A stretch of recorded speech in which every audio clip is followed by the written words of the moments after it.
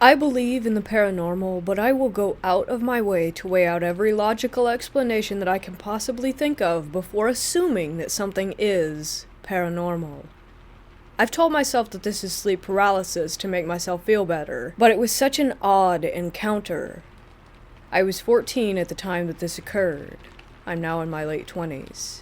And I was really into gothic stuff, witchcraft, spooky shit, etc. I had a friend who had a Ouija board and wanted to come spend the night and play with it. Of course, I jumped on the idea, so she came right over. As I predicted, absolutely nothing happened.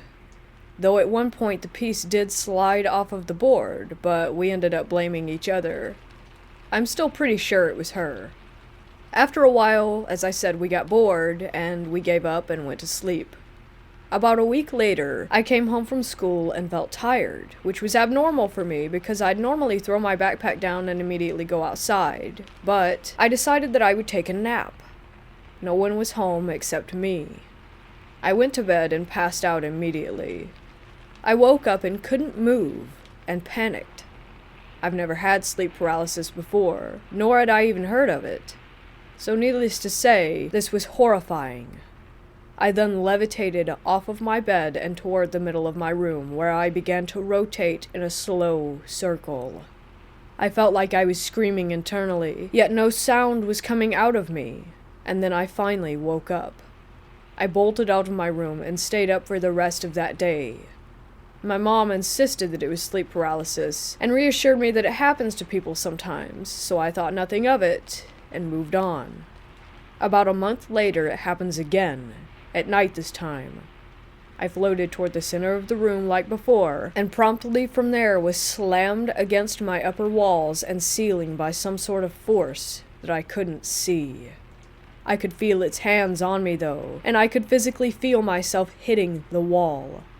I felt tingly as well, as if my soul might fly out of me. I don't know exactly how to describe this feeling. It was almost like I was vibrating, like when your foot falls asleep, but the needle jab numbness feeling doesn't feel quite painful. It was strange. I thought it was just sleep paralysis and reminded myself that I was dreaming to try and calm down, and started sort of willing myself to wake up, if that makes sense. I woke up, put on some music, and went back to sleep, and slept fine. The next morning I got up for school and was absolutely covered in bruises. It literally looked as though someone had beaten me with a baseball bat. So I told my mom, who said that I had probably just thrashed around in my sleep. This wouldn't be possible though, because I slept on a very soft, queen-size mattress, and I'm a small person. I even went around my bed to see if there's anything that I could have bumped into. There was nothing. She said maybe I had hit myself in my sleep, but there were bruises on my back and shoulders too, so it just didn't make sense. I tried to just brush it off, but by this point I was getting really paranoid. For the next few weeks I would have instances where I would start to fall asleep. My body would tingle like it did in the last experience, and I knew that if I let myself fall asleep that I would have the weird sleep paralysis again. So I would force myself awake, and adjust my sleeping position, and then try to fall asleep once more. I would do this repeatedly until I could finally drift off without this tingly sensation. This became a daily thing, but I was okay with that because I figured out how to basically avoid sleep paralysis, and thought that the creepy dreams were over with. A couple of months go by with no incidents, and I had pretty much forgotten about it. By this point, it never really crossed my mind anymore, but I would still have the tingly feeling from time to time. It was Saturday. My mom was out with friends, my siblings were visiting family, and I was home alone. I kept feeling very strongly like I was being watched, but I told myself that I was just being paranoid, and that it was nothing. This is where it gets weird. I'm sitting on my bed, wide awake, writing in my journal. It's about 9 p.m. or so. The radio is on full blast, and all of a sudden I'm snatched off of my bed, while wide awake, by this invisible thing. I start screaming, and it starts slamming me into walls again. Finally, after a few minutes, it stops, and I float back to the center of the room, where I slowly start spinning in circles mid-air, much like the first experience. Only this time I can see myself lying on my bed on my back, with my legs crossed as they were when I was sitting there, hyperventilating with my eyes open while some sort of figure sits next to me. It looked like it would be extremely tall if it stood up. It was skinny with a masculine-looking build. Think tall and very skinny but muscular man. It had shoulder-length wavy hair, though it was really more of just like a shadowy outline of hair. Its body was made up of swirling black smoke only, and I don't know how to explain this any better. This smoke was darker than just being black. Like, imagine if the color black could be darker than it already is. That's what that color was. I have literally never seen a color this dark anywhere else. It was like seeing a color that no one has ever seen. The thing had big yellow almond-shaped eyes and a tiny black pupil in the middle of each one, but I couldn't discern any facial features. It didn't move. It just sat there staring at me for what felt like hours.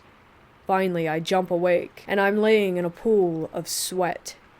I immediately start crying and flipping out because, like I said before, I did not fall asleep. I was wide awake and sitting up when this happened. I wasn't even thinking about sleep. I wasn't even tired. My pen was still in my hand, my radio was still up loud, and my legs were still crossed. Maybe I fainted, but that's never happened to me before. Thankfully, we moved shortly after that, and it never happened again, but to this day, the hair on my arms stands up when I remember this thing. I've read a lot about sleep paralysis demons and experiences, and nothing seems to quite match what happened to me.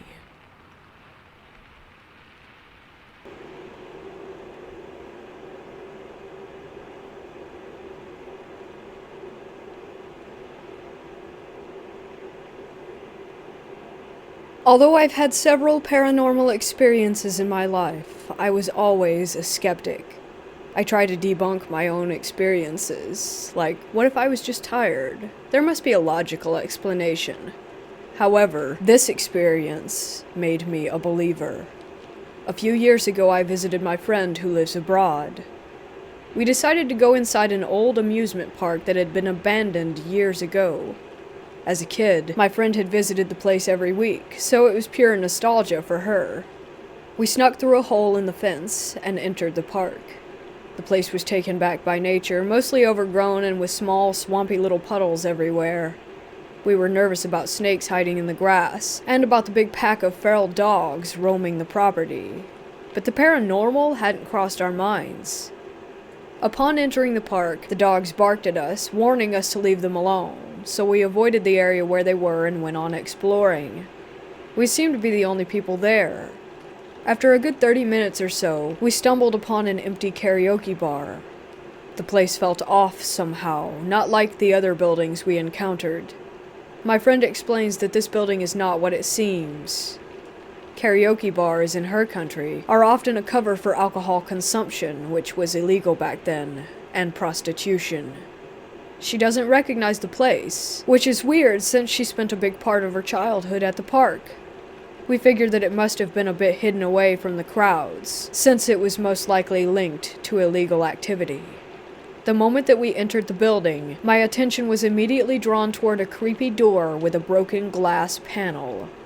You could see that there was nothing on the other side, but somehow the darkness behind the door seemed more solid than the door itself. I stared at it for at least a good 15 seconds before I tell myself to stop freaking out about a door. While we explore the first floor, I hear footsteps right behind me. Thinking it was my friend, I turn around, ready to make a stupid joke about her creeping up on me, but she isn't there. I see her at the other end of the room, at least 8 meters away from me. I chalk it up to weird acoustics and don't tell her about it. Do you know that feeling you get when people are staring at you? That's how the second floor felt. It was as if we had walked into a crowded room, except that no one was there. Like on the first floor, the darkness of some unlit areas somehow seemed too dark, more solid. I became increasingly nervous, but I didn't tell my friend since I didn't want to sound crazy. Soon, my friend stopped in her tracks and said that she wasn't comfortable exploring any further. She later described that room as a quote-unquote black hole. She recalls feeling as if all her movements were slower than normal and as if her brain were foggy. This was right above the door that freaked me out so much. Back on the first floor, we feel silly for even being that nervous, and we try to overcome our fears. I decide to open a door adjacent to the freaky door, which was easier said than done. The door was stuck, and I had to put my weight behind it to get it to open. We caught a glimpse of a small storage room before the door was slammed shut again.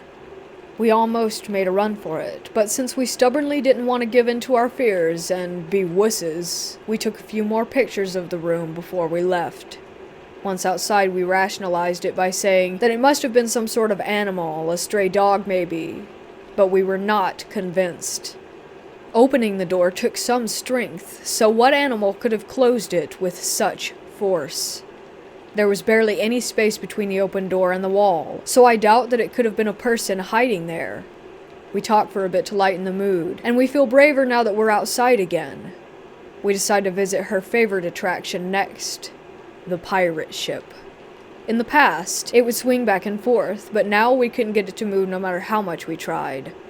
We both pushed against it with our full body weight, but the ship just wouldn't budge. We take a few photos while we chat about my friend's memories of the park. All of a sudden, the pirate ship begins to move. Slow at first, so slow that I thought that I had imagined it, but then it started to swing more clearly. Since we don't feel the creepy vibes that we felt at the karaoke bar, we decide to stay and watch. After a few minutes, my friend remarks that we should head back soon, since she wouldn't want to be in this place after dark. Immediately after those words left her mouth, it got darker, as if it were suddenly twilight. Remember the dogs who barked when we entered the park? They had been quiet since they realized that we were not a threat. But now, they go wild, barking and howling in the distance. My friend and I don't hesitate, and make a run for it. We run through the dark, overgrown park while the dogs go crazy. It was surreal. Once we reach to the hole in the fence, we crawl out as fast as we can, and suddenly, we feel safe again.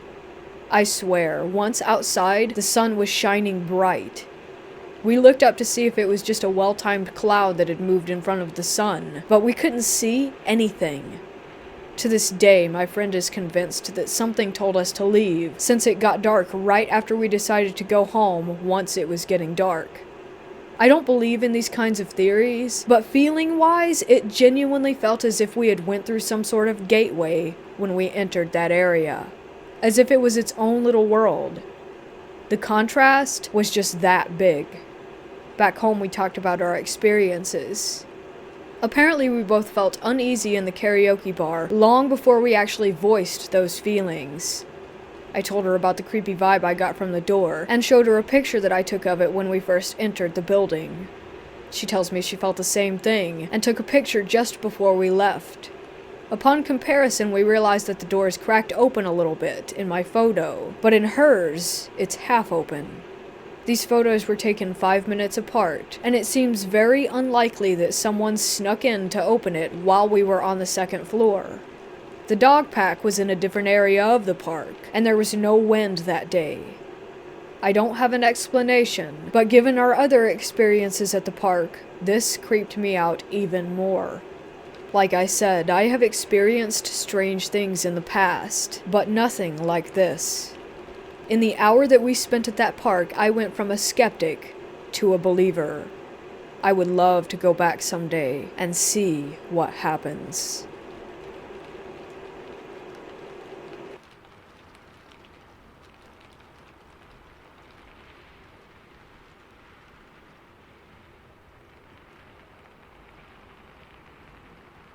I grew up in South Texas, more widely known as the Rio Grande Valley. I'm the youngest of 3 kids, and we all lived with our mom and stepdad in a great big red brick house. It was quite a culture shock moving from the piney woods of East Texas all the way to the flat, desert-like land of the RGV. There were hardly any trees, mostly just palm trees and shrubs. We saw a cactus here and there, and the wildlife consisted mostly of jackrabbits, rattlesnakes, and armadillos. When we started school, we learned quickly that the people were superstitious, to say the least. I was in the 2nd grade when we moved into that house on Jackie Street, and right from the beginning I felt uneasy. I used to be a happy-go-lucky kid with nothing to worry about. I made friends with all the neighborhood kids, and I even became best friends with a girl who lived directly behind us. She had the most superstitious family out of anyone that I had ever met. She was the oldest of 4 girls, and their mother was very overly protective, at least in my eyes. She wouldn't let them watch Harry Potter because it was associated with witchcraft. They went to church 3 times a week, and they didn't even celebrate Halloween. All that being said, the mom loved to tell ghost stories and Mexican folklore. It was the one cool thing about her, and the thing I loved most about visiting their home. One night, she told us the story of the Owl Witch. Typically, it will transform into an owl with a woman's head, or a large owl the size of a human, with a few things that are off-putting. If you see a Yakuza, you're supposed to pray for your life in Spanish, and supposedly it will leave you alone. It's also been known to make a whistling sound, like a human whistling. If you answer it back with a whistle of your own, the Yakuza will sweep down and carry you away. If you wake up in the morning and see large scratches on your doors or windowsills, it means that the Yakuza was there and is coming for you, so you must prepare yourself accordingly. I can't whistle, and my friend's mom knew this, so she would jokingly tell me that I wouldn't have anything to worry about. She would also lovingly tell us that my friend and I are gorditas, so we couldn't be carried away as easily. After years of hearing this story in various ways from teachers, other friends' parents, and in books, it was about as stuck in my head as an old wives' tale. I would get excited about hearing it around Halloween at school. It was just another scary story, and would give us kids an adrenaline rush. I never thought that those stories would one day become a reality for me. It happened the summer of 5th grade. My best friend and I were on her trampoline. It was summer, so we were up kind of late, maybe around 10 p.m., and it was a full moon. We spent time talking and looking at the stars until we heard whistling. We knew not to whistle back. Instead, we lay there frozen, still looking at the sky and listening intently to the whistling coming from the distance. I look at my friend, and she is absolutely paralyzed.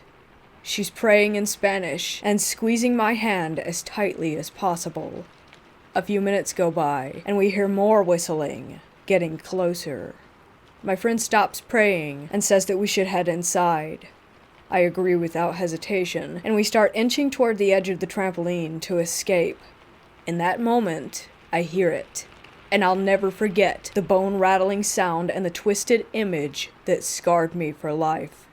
We felt the wind from its wings, and saw it just maybe 15 feet above our heads.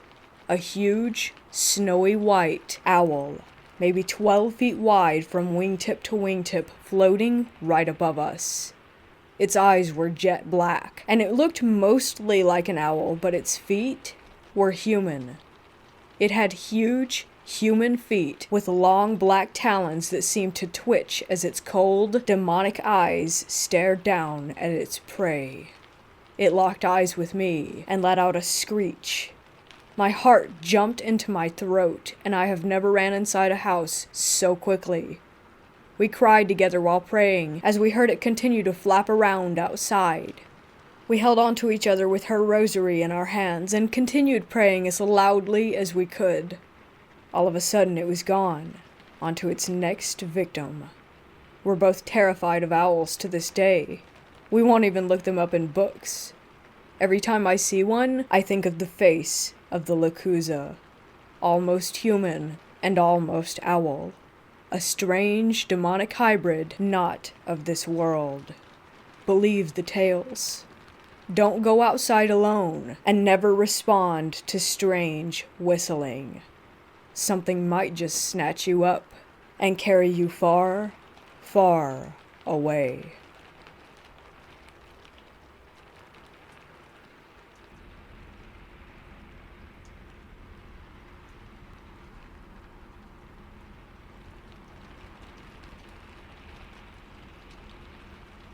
When I was younger, my parents had gotten divorced.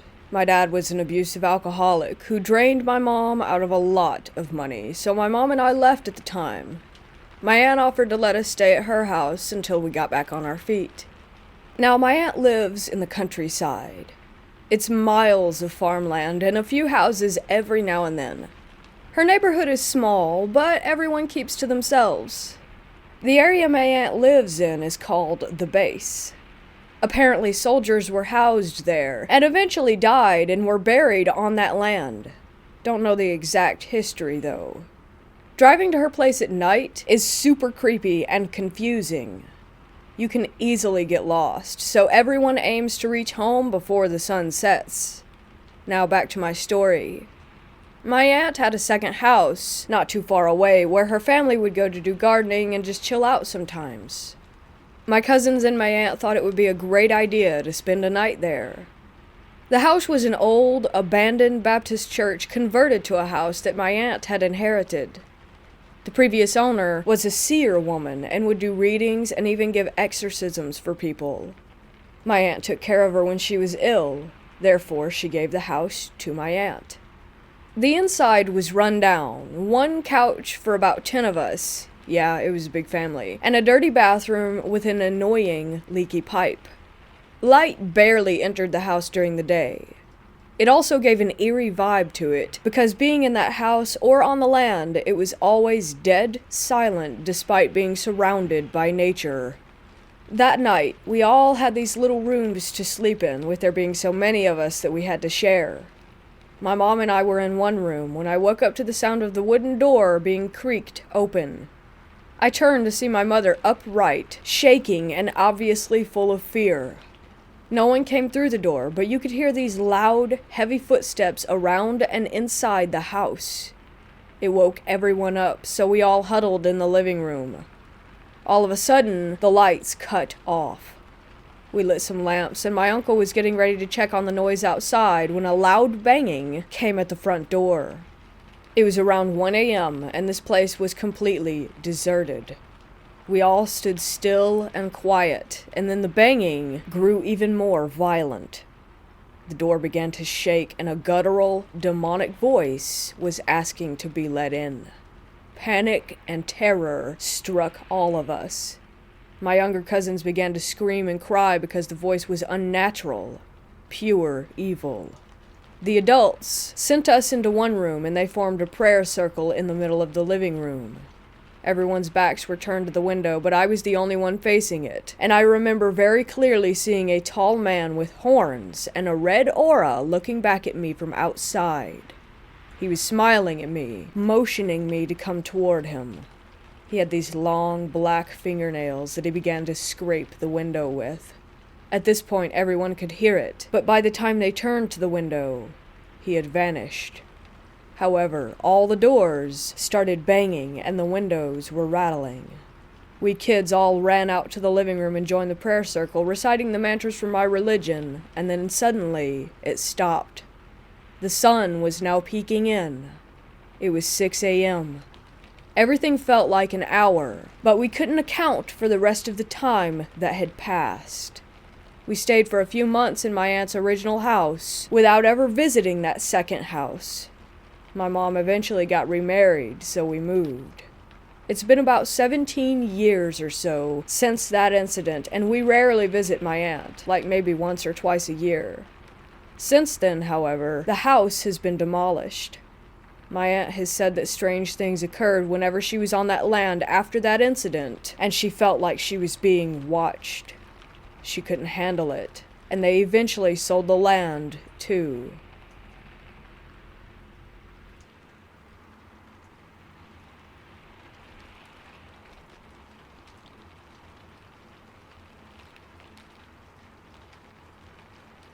I was around 12 years old, and me and my friend were in the mountains.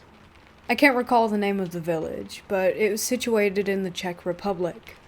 We were on a hike and stumbled upon an old military station or bunker, just left there after World War II. We went home for flashlights and came back just before the sun was out.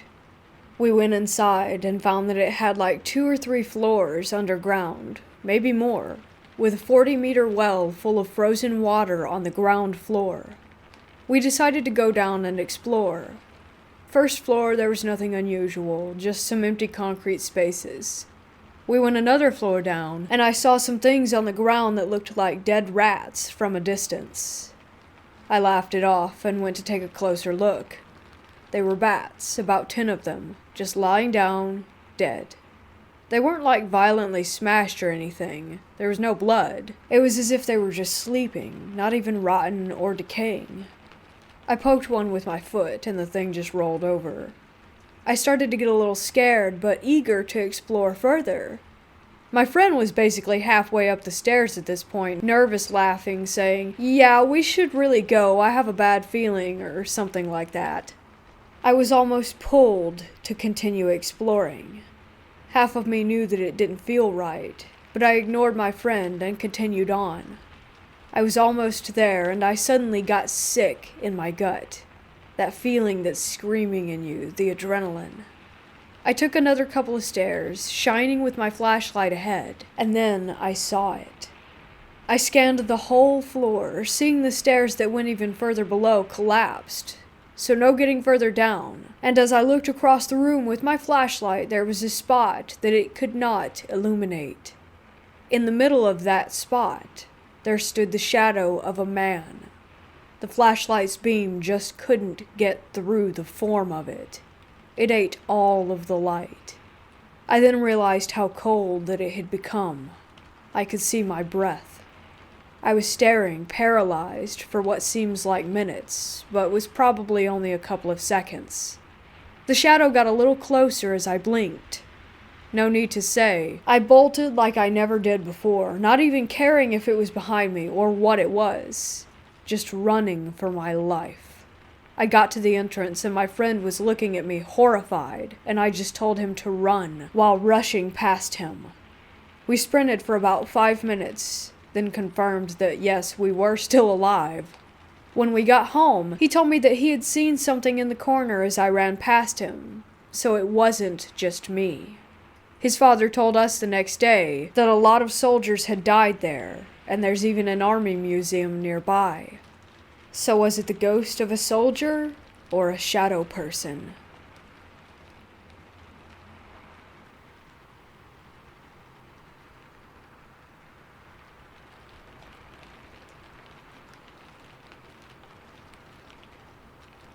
Whilst I've always been skeptical and evidence-based, I've never been able to shake this experience. My mother and her sisters have all had what may be termed as paranormal experiences, but without my personal experience, I had only thought of them as intriguing stories. As I take after my mom, though, I'm male. It's possible that they may have a perception which I share. This might be relevant later.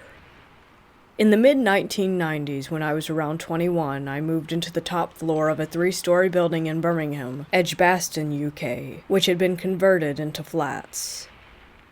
Mine had its own small landing and separate bedroom and lounge/kitchen. I also had 2 kittens, who play their own role in this. Having previously shared a house with friends and being young, this was my first time by myself, which may explain the feeling. But it was a very tranquil place. With the exception of my current house, it was the most peaceful place I've lived in. Again, this may be relevant later. Nothing of any real pertinence happened for the majority of the time I lived there, but I would often be listening to music for hours with my eyes closed, absorbing every note, frequently Nick Drake, whom I had recently discovered, and felt as though someone was sitting there listening with me. I didn't pay too much attention to this, with my very scientific background and all, but the sensation was as though someone was sitting right next to you and you closed your eyes. You would know or sense that they were there. It's It's hard to explain, but it somehow felt nice, and I got used to it, putting it down to my own imagination, though. Fairly often, the two kittens would be playing in the lounge, and both suddenly stop and stare at the same spot on the wall, then follow something around the room together. Again, I thought nothing of it for a while, but then realized that there was never an insect or reflection which they could have been looking at. Eventually, with the frequency of this combined with the feeling of a presence, whenever I saw them doing it, I would tell them to quote-unquote stop watching the ghost, although, of course, the tone in which I was using was very much tongue-in-cheek. Another curiosity with them was that they would refuse to enter the bedroom, or quickly leave if carried in there. It was something else I didn't pay attention to until much later.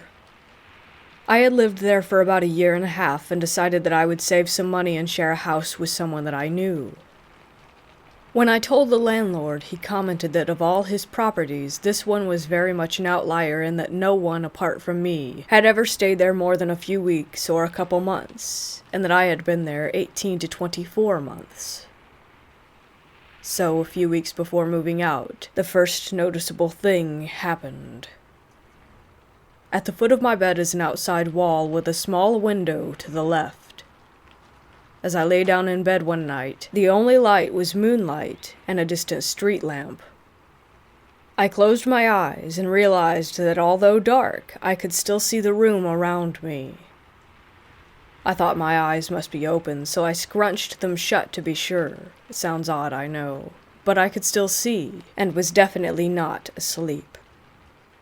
I was both marveling at and trying to understand whatever craziness this was when I had what I could only describe as an out-of-body experience. I began floating up toward the ceiling, stopping at a few feet away, and then floated toward the foot of the bed and outside wall. Admittedly, I was now in a panic, as I didn't know what was happening, but the overriding fear was floating through the wall and not returning, so I tried to shake myself back down somehow. I then had that falling sensation that you get in dreams, and the jolt when you wake up. Despite feeling like I was awake the entire time, I put it down to having fallen asleep immediately and going straight into a dream. A week later, and my final week at the flat, I went to bed one night. I closed my eyes and again could see the room around me. As I looked around again with my eyes closed, I was first excited at being able to repeat this, but then remembered the out-of-body experience. That worried me, so I opened my eyes so that it might not happen again, but also to know for certain that I was awake. As I looked across to the diagonally opposite corner of the room where the window was, I looked slightly left at the standalone wardrobe and saw the image of a young woman standing there, about 12 feet away, staring at me. Her image was formed by misty white and dark shadow, and I saw that she had long, straight, shiny hair as a standout feature. And no, this is way before the original Ring films. I can imagine what some people might think. Of course, it scared the living crap out of me. I tried to put it down to tired eyes and the moonlight making the shape, but then she slowly made her way to the bed and, as best as I could make out, leaned over as if she were about to kiss me goodnight. With all my bravery and rational thinking, I pulled the covers over my head, scared out of my mind, waiting for something to happen. Nothing did, and I don't know how long I laid there waiting, but I eventually went to sleep. I thought that was it, and the next day put it down to an overactive imagination despite what I've shared above. I later moved out without telling anyone of this for fear of being labeled a crazy person. A few weeks later, I'm with my dad in his car one evening, and we drive past the house. We both look at it and notice the lounge light is on in the top floor window. He says it looks like someone has moved in already, to which I replied, thinking that he would just laugh and call me silly. Yeah, either that or it's the ghost. To my surprise, he looks at me with a stern face and asks if I'm being serious. That worries me.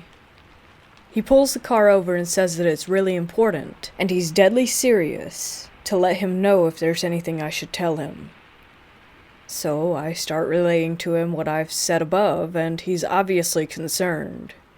He asks me to describe her, and once I have, he replies, "Yep, that's her."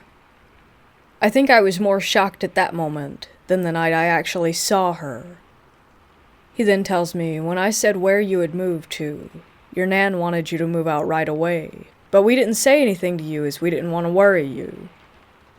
Your nan's next-door neighbor had a daughter, and she was murdered in that flat by someone she worked with one New Year's Eve. My nan's neighbors were roughly the same age, so this would have been the late 60s or early 70s. You just described her exactly," he said. "And the police said that when they found her, she had not long had a bath and had been strangled with her dressing gown belt. One thing they remarked upon was how long and shiny her hair was." Still gives me chills, but this wasn't the end of it.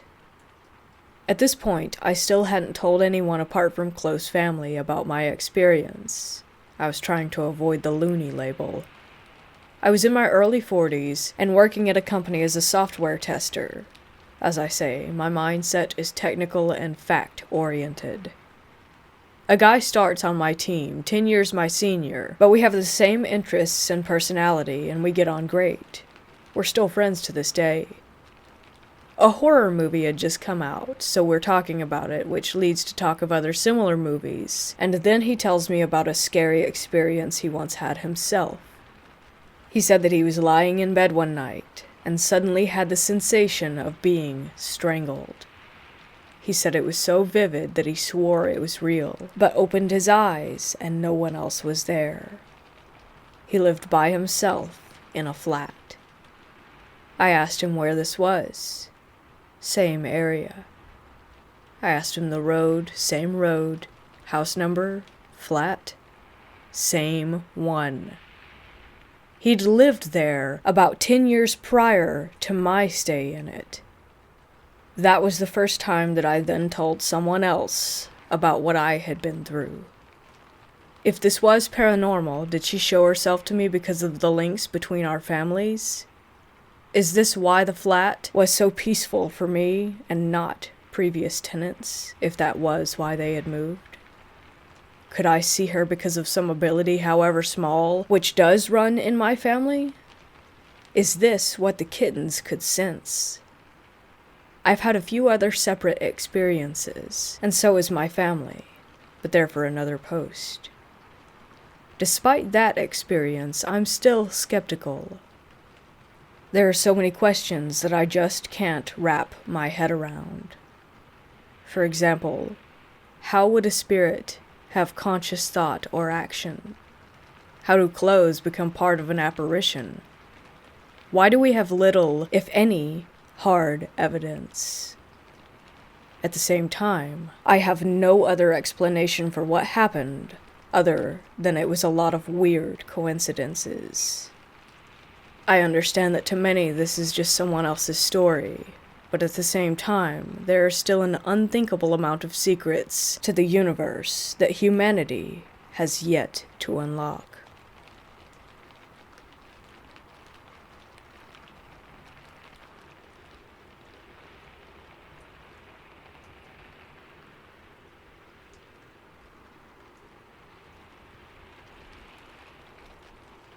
I was living with my parents in Mexico City.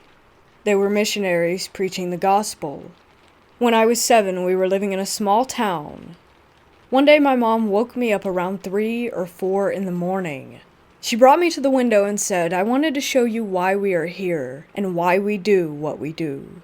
She picked me up and showed me a strange woman standing in our front yard doing some ritual or something. She had something on her face and hands that looked exactly like the Elephant Man, like the bark of a tree. She had candles lit and the whole setup. This woman lives in this village, and she knows who we are and what we're doing here. Our being here interrupts her way of life and the energy that she taps into, my mom told me. I'm showing you this because I want you to know what kind of things we fight against. This isn't just preaching the Bible to people and trying to make their lives better. This is a battle against a world of darkness, and you are a part of it.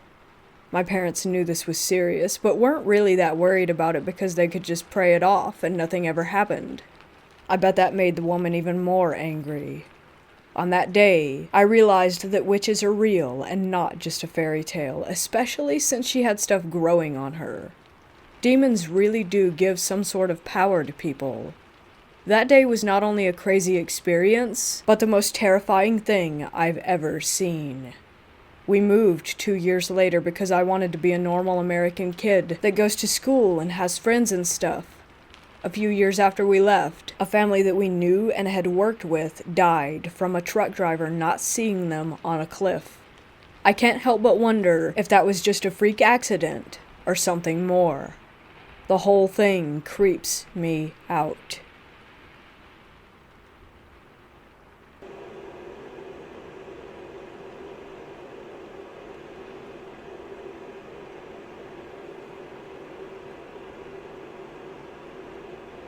This story took place in the mid-2000s in Malaysia, when the Nokia 3310 was still a thing and teenage idiocracy was the ruling personality. I was only 14 at the time, and while introverted, I had a group of friends who were mostly in their late teens and early 20s. While this may seem unusual, it is somewhat common for Malaysian teens to have friends with considerable age gaps. One day, this group of friends decided to visit some abandoned flats and condos from a failed development project.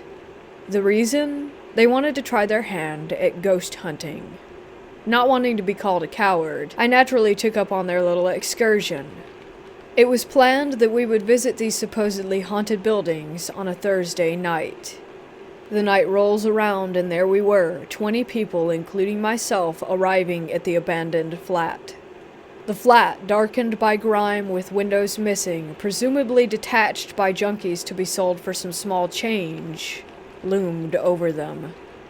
Group by group, we entered, flashlights drawn. As I recalled, it was around 10 p.m. Slowly, we made our way up the floors, exploring each unit, calling out to whatever might be residing there.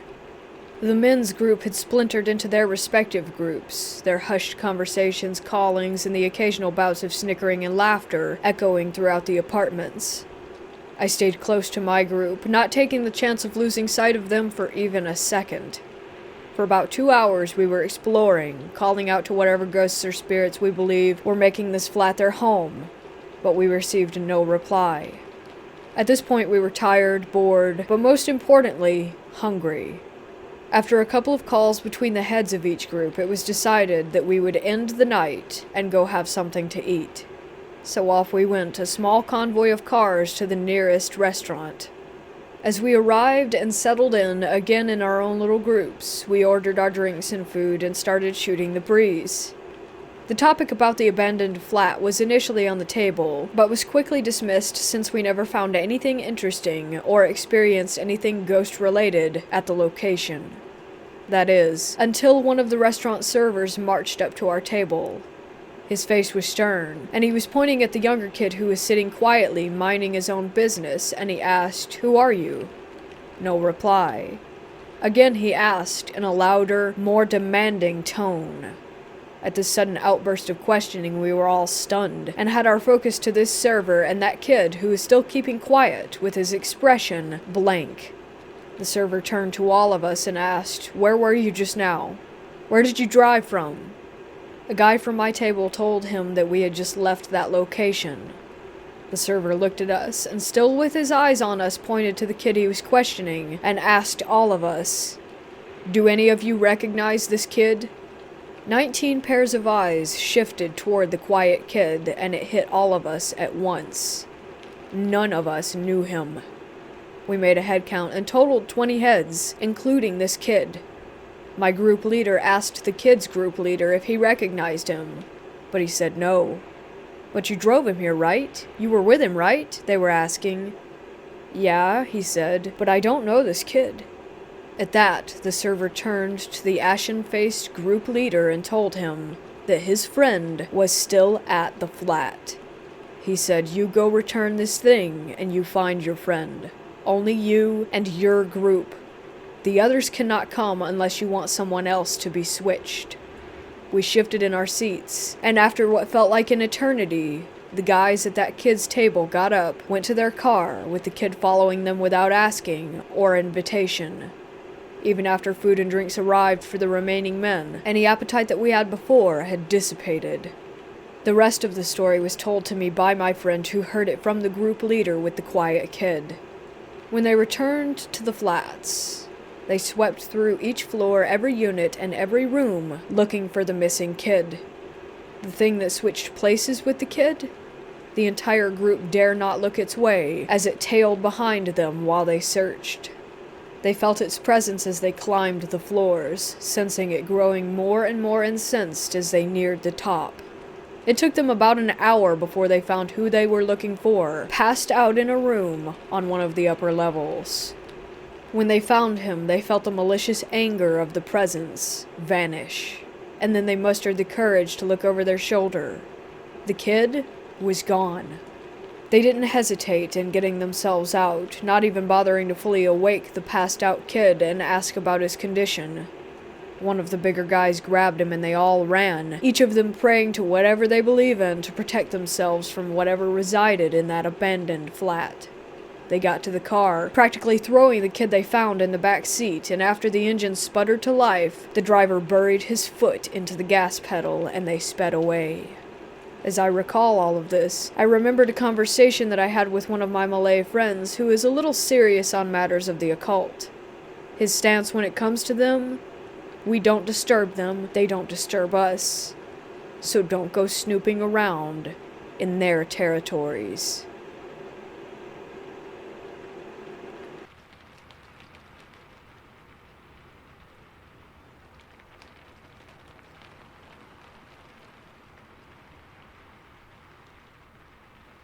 When I was in middle school, my mother and father did not live together. Eventually, we all moved into this apartment together in the local town. The local town is peaceful, calm, and barely any crime happens here. Obviously, when you're a kid, you can get scared of the dark and stuff like that. However, this wasn't just being afraid of what lurks in the darkness, because there was actually something watching me as I fell asleep. The first night I slept there, I just kept getting the feeling as if something was staring at me from the hallway. My bed was almost completely centered to where the door was, and my door was always open, so I would always be able to see what was outside. And I would just stare, always, down the hallway, thinking that something was looking back at me. It wasn't long after that before I started actually having paranormal encounters. The first paranormal encounter I ever had, one night I was sleeping in my bed. I remember feeling like something was watching me again, except this time I rolled over to see a large, black, shadowy man standing in my doorway. My eyes began to tear up, and I hid under my sheets, but this strange pressure came over my body. It was almost as if I couldn't breathe or talk. And then my ears would start ringing, and I would fall asleep with a snap of a finger. Then I would have this nightmare of my parents coming into my room slowly, coming over to my bedside table, and screaming at me. Their faces would just rot away into this deep, black shadow face, which I named Black Eyes. I would then wake up, usually in a completely different room, not knowing what I was doing. Sometimes I would be standing in the bathroom, or laying on the couch in the living room. A few times I would be standing over my parents' bed, just looking at them. This event reoccurred more times than I can even count. Then, finally, my family began to notice the figure as well. My mother at the time would have friends over and they would say something like, "Did you just see that man walk down your hallway?" She would see it too. The same thing that I saw that would stare at me and put me to sleep at night. There would be strange events around the apartment, such as the TV changing channels, random phone calls from unknown numbers in the middle of the night. One of the most random occurrences in the house would be the random, horrible smell of death coming from the bathroom. This happened about once a week at a random hour. Nobody could figure out why the bathroom would smell like rotting death, and no matter how hard my mother attempted to clean the bathroom, the smell would not go away until about 2 hours later. It would just randomly disappear, with no explanation as to what it could have been. Many people who came over would see this shadow figure. My father didn't want to believe it, as he didn't believe in ghosts. But my mother was fully prepared. She had lived in a haunted house before, and wasn't surprised by what was happening. Nobody would act like they believed me when I tried to tell them what I was seeing, and why I was sleepwalking at night, but in reality, I think my mother was scared. She didn't want to tell me, with me being a kid and all, that I was possibly being possessed by this shadow man and being forced to walk around the house at night. Then came one night when we had to call the police. There was music coming from downstairs around 1 to 2 a.m. We knew that the downstairs neighbors had just moved out of the apartment, but we were awoken by this church-type music. We informed the police, and they came down to the apartment only to find a locked door. They busted it down to find absolutely nothing but music on a track playing by itself in the middle of the room. We were informed of this, and that only created more of a mystery. It was evident by that point that there was something in that apartment. Something dark. Something that didn't have good intentions. Eventually, after a few years, we decided it was time to move out. We had gotten a puppy, and she was barking down the hallway at nothing, and one night a plate fell onto the ground from the cabinet. It was time to go. The final night in the apartment, my mother and I both awakened to a horrible noise of what sounded like a chainsaw destroying the kitchen cabinets. We both ran out to turn on the lights and find absolutely nothing. We both looked at each other like, "Did you hear that?" But couldn't say anything, and went back to bed. It was completely terrifying. I'm not sure what we were dealing with at this apartment. I'd like to say that it was just a ghost, but it seemed powerful.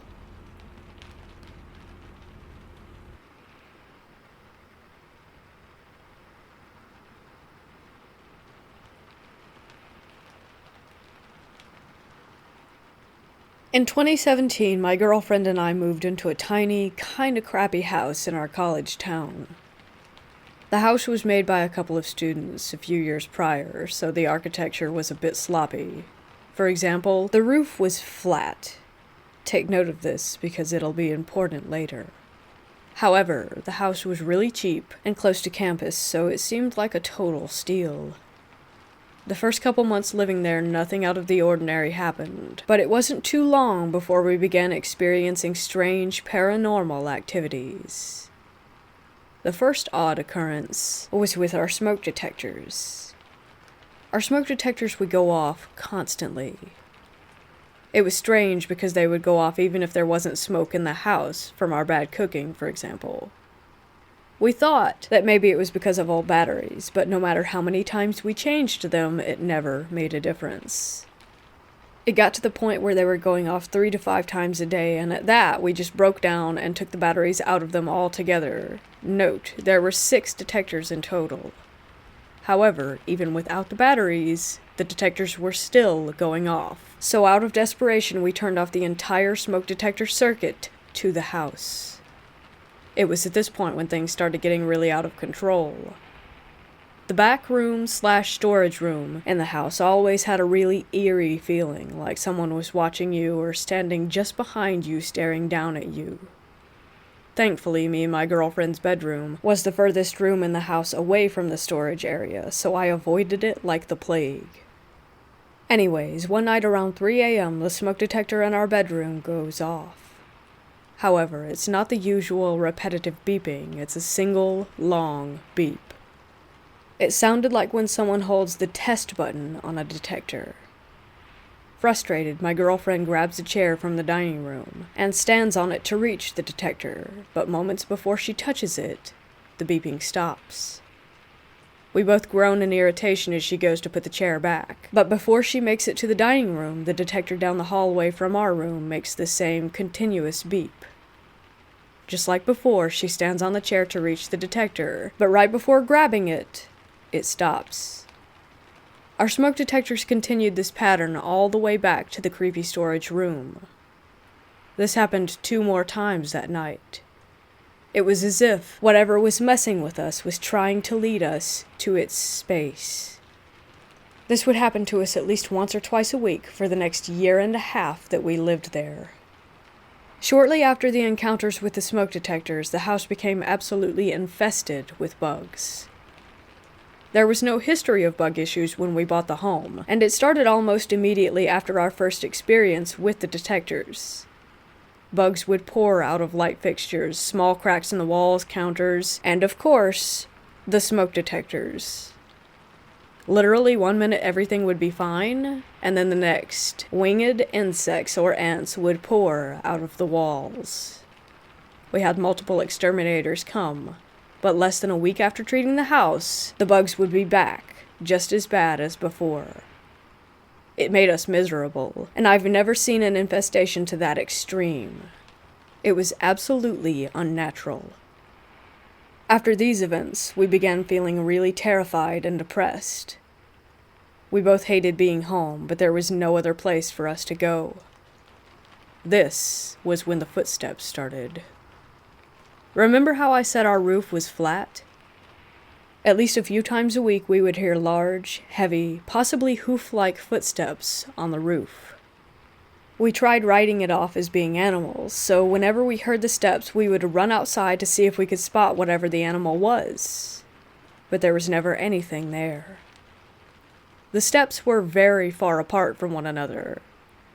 Whatever was walking on our roof would start from the creepy storage room and in maybe 3 or 4 steps walk to our bedroom. The steps were so loud that it sounded like whatever was haunting us was either very big or stomping to get our attention. Now began the phantom sounds. We had large metal bowls that we used for daily cooking, so when we were done we would wash them and set them on the counter to dry. The first time it happened, me and my girlfriend were sitting on the couch in the living room. The kitchen was right next to the living room, but there was an island that blocked our view to the sink area. Anyways, on this night we were startled by the sound of our multiple metal bowls being thrown off of the counter. At this time we didn't have pets, so we assumed the worst and thought that someone might be breaking into the house. We both shot up and ran over to face our worst fear, but not only was no one in the house, nothing in the kitchen had been moved. The bowls were still on the counter, just where we left them. This was the most common paranormal occurrence in the house, and it happened at least 5 to 10 times a day at all hours. After a while, we were so sick and tired of these disturbances that we stopped using our metal bowls, or if we did use them, we would hand dry them and put them away right after use. This didn't make the spirit very happy, so next, we started hearing what sounded like our ceramic plates being thrown to the ground, and our kitchen cabinets slamming over and over again. Do you know those types of cabinet hinges that close slowly? Yeah, that's what we had. So, to slam the cabinets like that, they would have had to have been closed with excessive force. The next phase in our haunting was sightings and photographs. The phone I had at the time had one of those automatic face tracking features, meaning that when you would take pics on my phone, the yellow boxes would appear around the person's face to focus on them. One night I was taking a picture in me and my girlfriend's bedroom when a yellow face tracker square appeared at the foot of our bed, way above our bed. If that was a person, they would have had to have been at least 7 feet tall. At the time, we did have posters on our bedroom walls, so while focusing on the face tracker square, I circled the room to confirm that the tracker wasn't just focusing on one of them by accident. To my dismay, no matter where I was in the room, or from what angle, the square stayed in the exact same place. Oh yeah, even better, I was home alone for a few nights. I don't think I've ever experienced such sheer terror as I did when I went to sleep that night.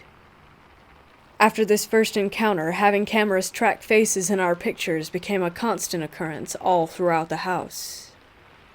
The final phase of our hunting before getting the heck out of there was physical encounters. This happened more often to my girlfriend than me, but something would occasionally grab and pull our hair, especially when we were walking through the living room. But the most terrifying experience goes to our friend Jamie. She came to visit us for a few nights, and while she was there, she would sleep on our couch. She was aware of all the paranormal encounters in the house, and she had seen most of them firsthand, but nothing compared to what was about to happen. It was around 3 a.m. when she woke up with an eerie, uncomfortable feeling. All of a sudden, she experienced what felt like someone or something stepping up onto the couch. It stepped both of its feet up, one on either side of her body. Starting from her feet, it slowly walked up the length of her body until it felt like 2 feet were on either side of her head. She said she felt an intense, malevolent energy staring down at her, but she was too terrified to open her eyes. Meanwhile, the cabinets in the kitchen began to slam over and over. For the next few hours, she pretended to be asleep all the while this presence was standing over her. She told me she's not exactly sure when it went away, because she eventually became so exhausted that she did fall back asleep. Not too long after this experience, we were finally able to sell the house and get the heck out. We lost tons of money because we sold it for way less than we had originally paid. I can't help but feel bad for the person who bought the home, but it's been almost 3 years and she's still living there. I think the takeaway from this story is if a house is priced too good to be true, then it is.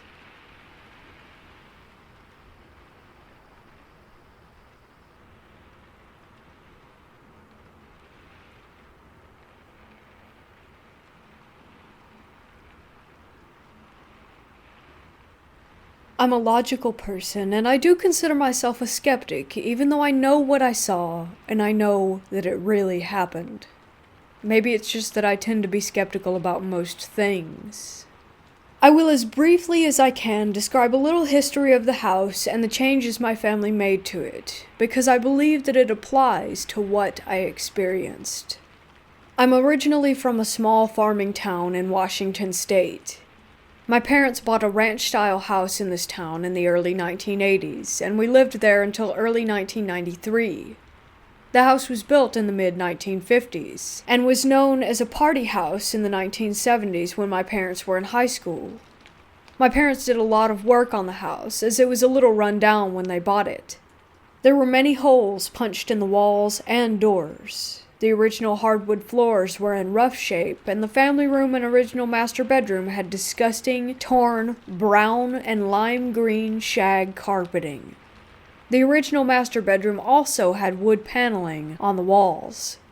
We tore out all the paneling and replaced the horrifying shag carpets with vinyl and new carpeting and renovated the bathrooms.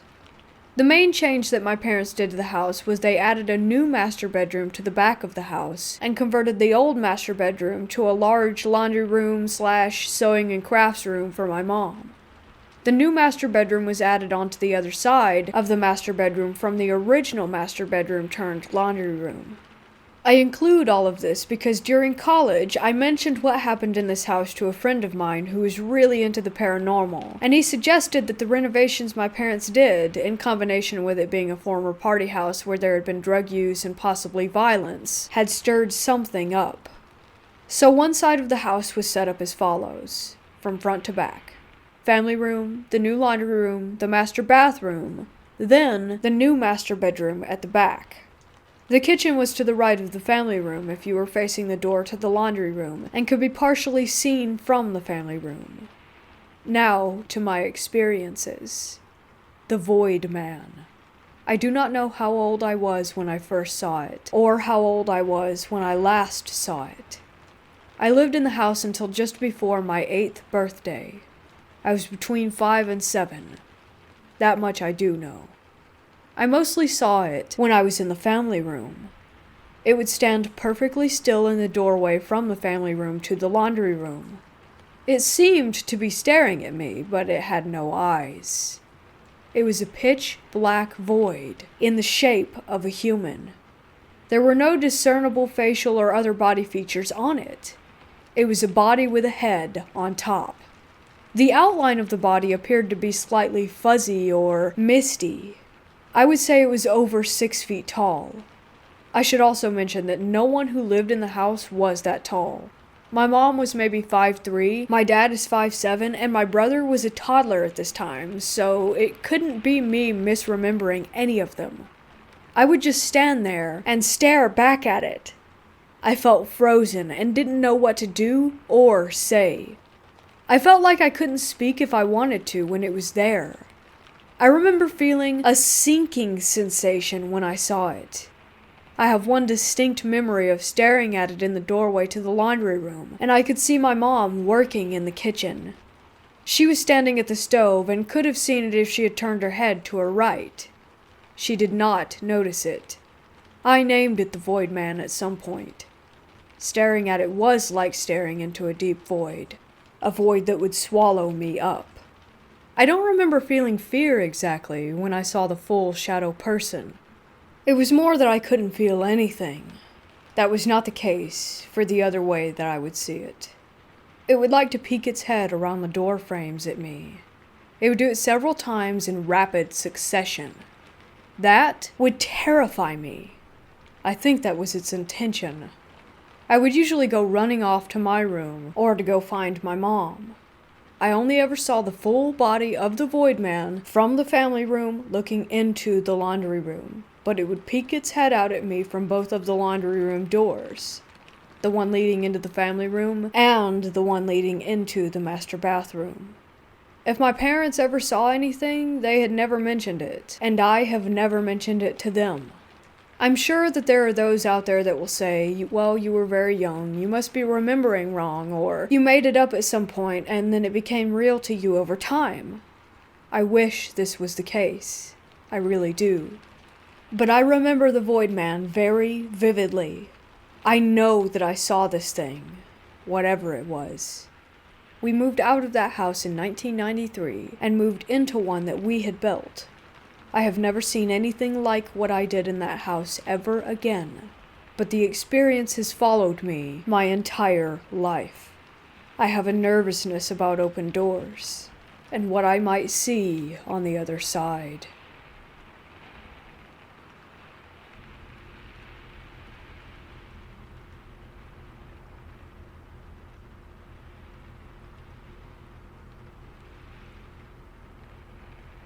To begin with, I should explain some basic personal history. Real names will not be revealed, obviously. I have a family of 5 plus 2 spouses. My parents, my 2 brothers, my oldest brother's wife, and mine. Before getting married and moving out with my wife, I lived in the same house for 19 years. My parents bought it when I was like 6 months old, and I got married during college, so I've only ever known that house and my current apartment. I had some traumatic experiences when I was very young that are tied to one of the rooms in my parents' house, and then a few years later, my parents had me move into that room. During my time in that room, I started having vicious nightmares, all involving me watching helplessly as the people that I loved were brutally murdered in graphic and creative ways in which one constant fixture was a figure that seemed to be observing everything and watching me from a distance, never directly interacting with the chaos, but always on the edge of my vision. This figure always looked the same. A tall mass of complete opaque blackness, with the exception of an antlered animal skull where its head should be. Anyway, when I went to college, moving out of that room, the nightmares stopped completely. I didn't have a single one until I came home for winter break and stayed in that room again. During that break, my then fiancé stayed a few nights at my house with me. We slept in separate rooms, but both on the same floor. During the night, she texted me that she was having a panic attack and that she thought she was seeing a figure. When I asked what it looked like, she described the figure from my dreams exactly, and I told her to start reading Psalms in the hopes that it might help. She immediately felt better. Not sure if it was because of the scripture itself or if it was just a placebo, but I am a firm Christian, so I believe that it helped. We talked for a while about it before deciding to keep an eye out for more spooky shit. That night, I had the worst nightmare of my life. The next morning, I felt numb and out of commission, and I didn't fully recover until the next day. Every time I've gone back to that house since, I have felt an overwhelming, malicious presence there. It has the effect of weighing down on everything. It kind of feels like cotton in your ears, and making everything feel super depressing. Recently, there was another development. My grandfather passed away this last semester, and my grandmother moved into the house with my parents. She's a troubled person, and she brought a lot of toxicity and conflict to the home. Last time I was there with my wife, we immediately felt something horrifyingly evil. I've always had a sensitivity to spiritual things, and it was like nothing that I have felt before. I think that it was feeding off of the conflict in the house and making things worse. My cat, who we had brought with us, immediately slipped into what looked like a super depressive state. She wouldn't play or do anything, no matter how hard we tried. The kicker was the time that I decided to try something. I walked into my old room, the one tied to my traumatic experiences, and tried to feel for any sort of extra bad energy. It was tangible. My mom and I had repainted that room the last time I was down there, and it felt very cathartic, but the power was still ever present. On an instinct, I touched a wall in the room and immediately had violent visions reliving my trauma, except the spirit was there, watching and seemingly gloating. It felt like it was trying to rub what had happened in my face like a "look what I'm capable of" sort of thing. My wife told me that I went white as a sheet and began shaking and crying, but I don't remember it. It behooves me here to add that I have seen several therapists about my traumatic experience. I don't think it was a PTSD flashback, as I've mostly worked through everything and am pretty mentally stable now. I'm relatively certain that the presence in my childhood home is evil, even demonic. I've talked to my mom, and I get the sense that she doesn't really believe me, but my wife and I are pretty certain of it.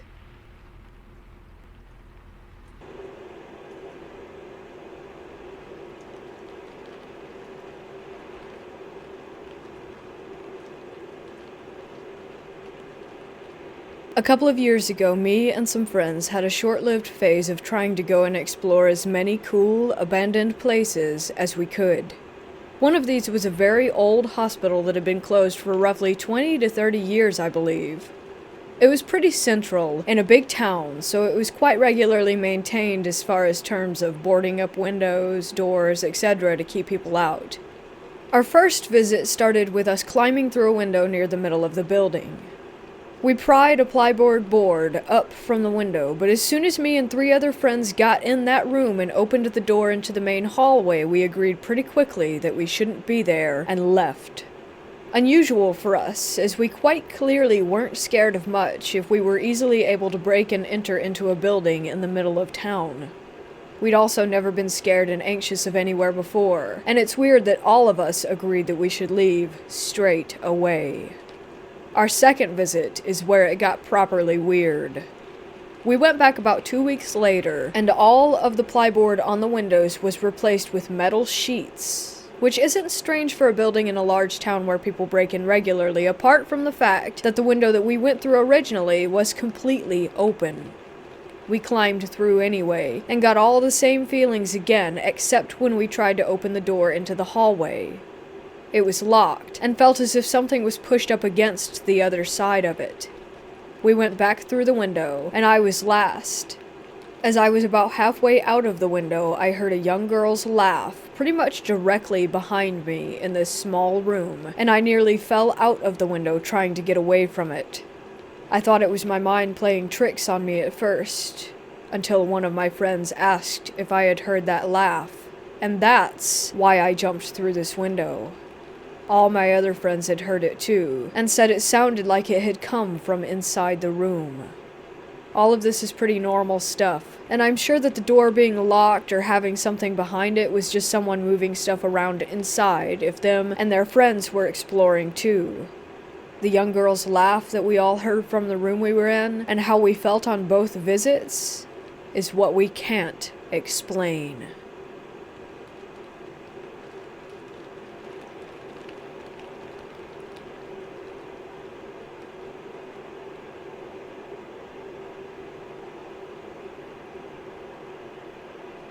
My family lives near a very large conference center in northeast Georgia. Due to COVID-19, the conference center has been shuttered and abandoned since May. This is a sprawling property with over 900 acres of forest, lake, and wilderness with a few large hotels and a dining room, auditorium, etc. It's been around for about 50 to 60 years, although my family has only been in the area since the 90s. My girlfriend and I decided to explore the property, since it's been abandoned for months now. The entrance is very securely gated. There's no way to get past the front gates without a bulldozer, so we walked through the woods, leaving the car at the top. We walked through the parking lots to make sure that no one else was there. The location is very remote, so it would be extremely unlikely that anyone would visit on foot, especially in the middle of the night on Thanksgiving. We got access through an upper exterior door, and we started poking around the main hotel. It was completely abandoned, but left in good condition. It was spooky, as the only lighting came from the red glow of the emergency exit signs. We looked in many of the other rooms, and everything seemed neat and orderly, like guests could check in at any moment. We reached the main lobby, and then we both heard it, and froze. We simultaneously heard what sounded like a music box playing deep within one of the halls. Neither of us believe in the paranormal, but we both froze dead in our tracks and looked at each other, our faces confirming that we were both terrified. We bolted as fast as we could through the upper door, making sure that it closed securely behind us, and fled on foot. The music 100% sounded like it was coming from a music box, but it was also vaguely metallic, almost like it was a different frequency than most music. Due to the way that it sounded, we ruled out that it could be a forgotten cell phone or a computer. This was not any type of alert or notification made by an electronic device. There's also no cell phone service out there. Usually, I can find a logical explanation for paranormal phenomena, as I'm admittedly skeptical about it. However, I cannot figure out for the life of me what that music could have been. There was no one else on the property. There were absolutely no signs of squatters, and there's no music boxes in the hotel rooms. They are all intentionally identical, so there would have been one in every room. Does anyone have any insight on this? We were genuinely terrified, but now I'm regretting not investigating further.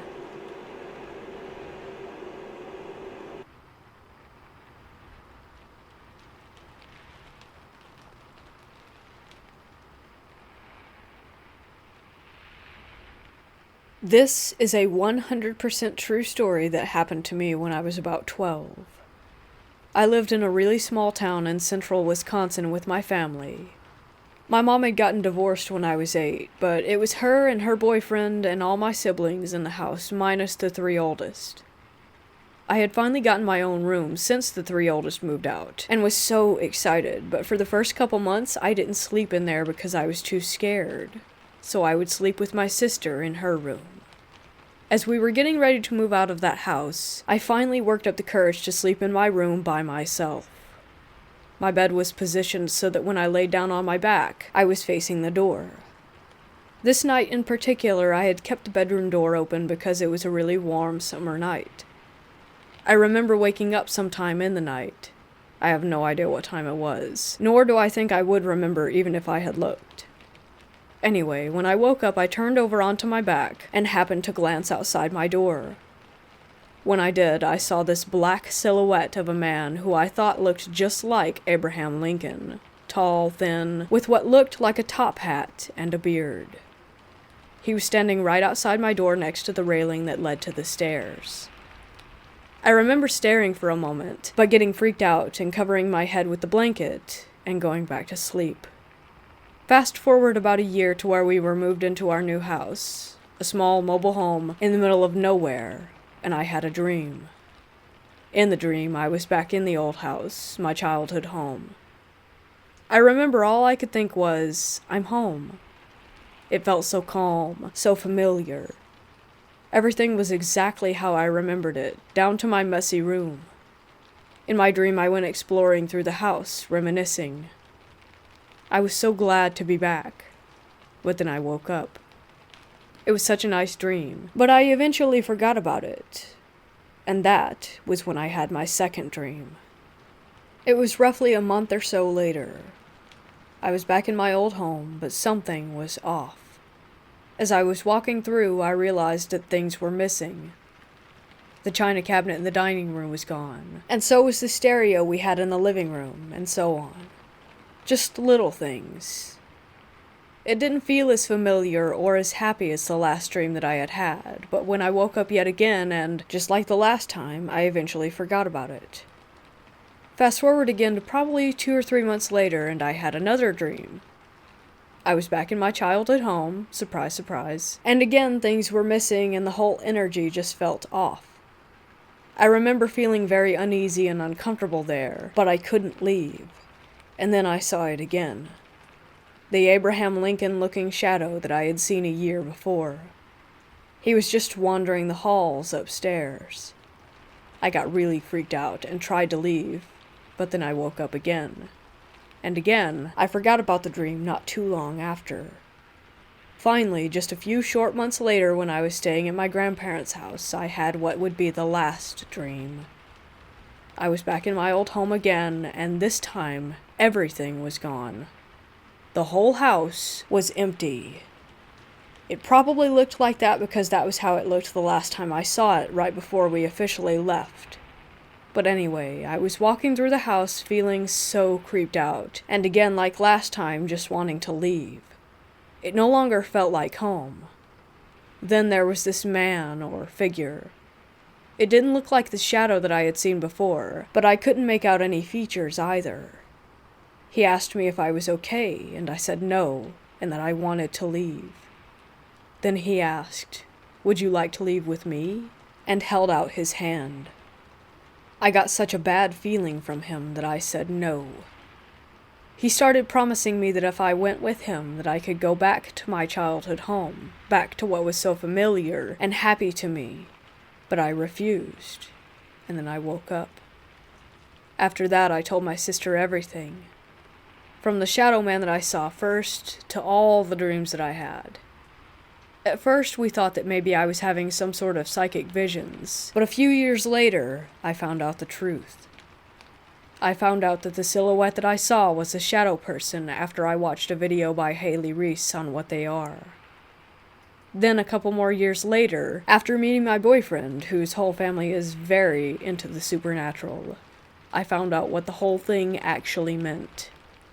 He explained to me that demons often come to you in dreams to attempt to possess you. They'll start by creating a situation that's familiar and comforting. But after a dream or two, they start adding or taking things away, slowly, so as not to make it obvious.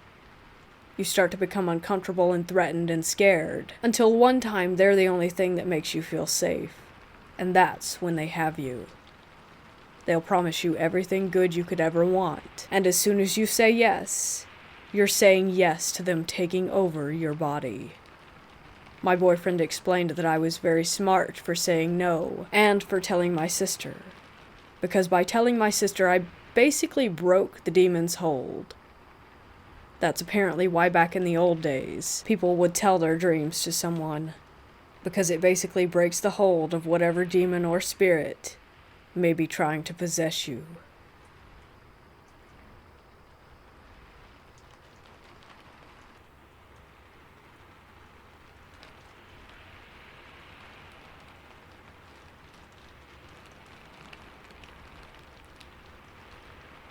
I was a sergeant in the U.S. Army and getting out from the military when President Bush ordered more troops into Iraq in 2003. I had just returned home into Austin, Texas, when I was called into my local National Guard unit at Camp Mabry and told that I was being recalled to the Army, but the unit was already tasked out to deploy to Iraq. I was not part of their unit yet, so the commander offered to give me a waiver to deploy with a government contractor, Halliburton, in Houston. I knew that I would make more money as a contractor, so I took the offer. Not long after arriving in Kuwait at Camp Doha, I began working with the operations team overseeing logistics affairs.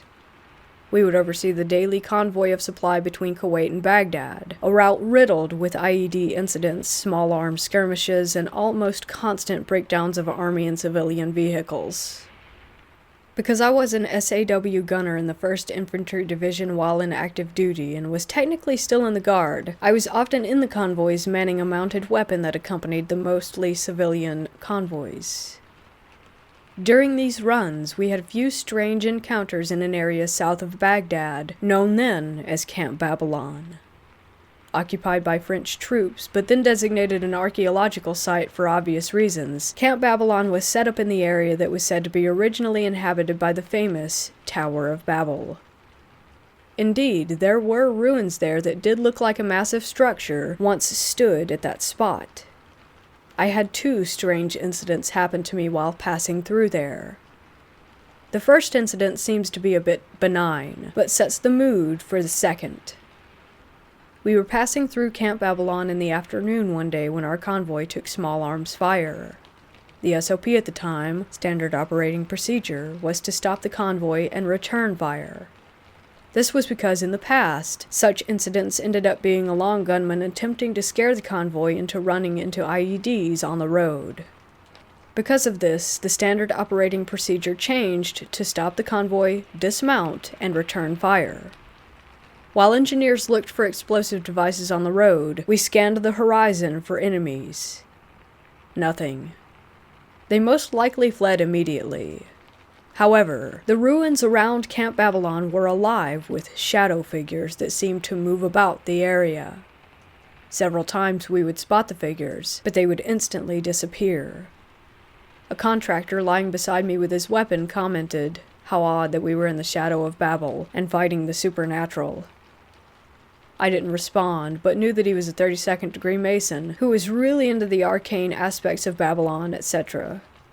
I didn't feel at the time that much was supernatural, but certainly did see the shadowy and bizarrely small figures dart about the structures. Once the road was deemed clear, we continued on to Baghdad. The second incident occurred about a month later. At this point, the weather in southern Iraq and Kuwait had turned quite cold at night. During this encounter, we had just completed the supply run to Baghdad and were returning back to Camp Doha in Kuwait when a vehicle in our convoy broke down. Once again, we found ourselves right at Camp Babylon. While the Army mechanics took a look at the vehicle and the rest of us took up fighting positions around the area, strange things began to occur. It started with a strange light bobbing in the desert. Thinking it was a person with a flashlight, we used night vision goggles to watch. It was simply a glowing ball of light moving toward a set of ruins.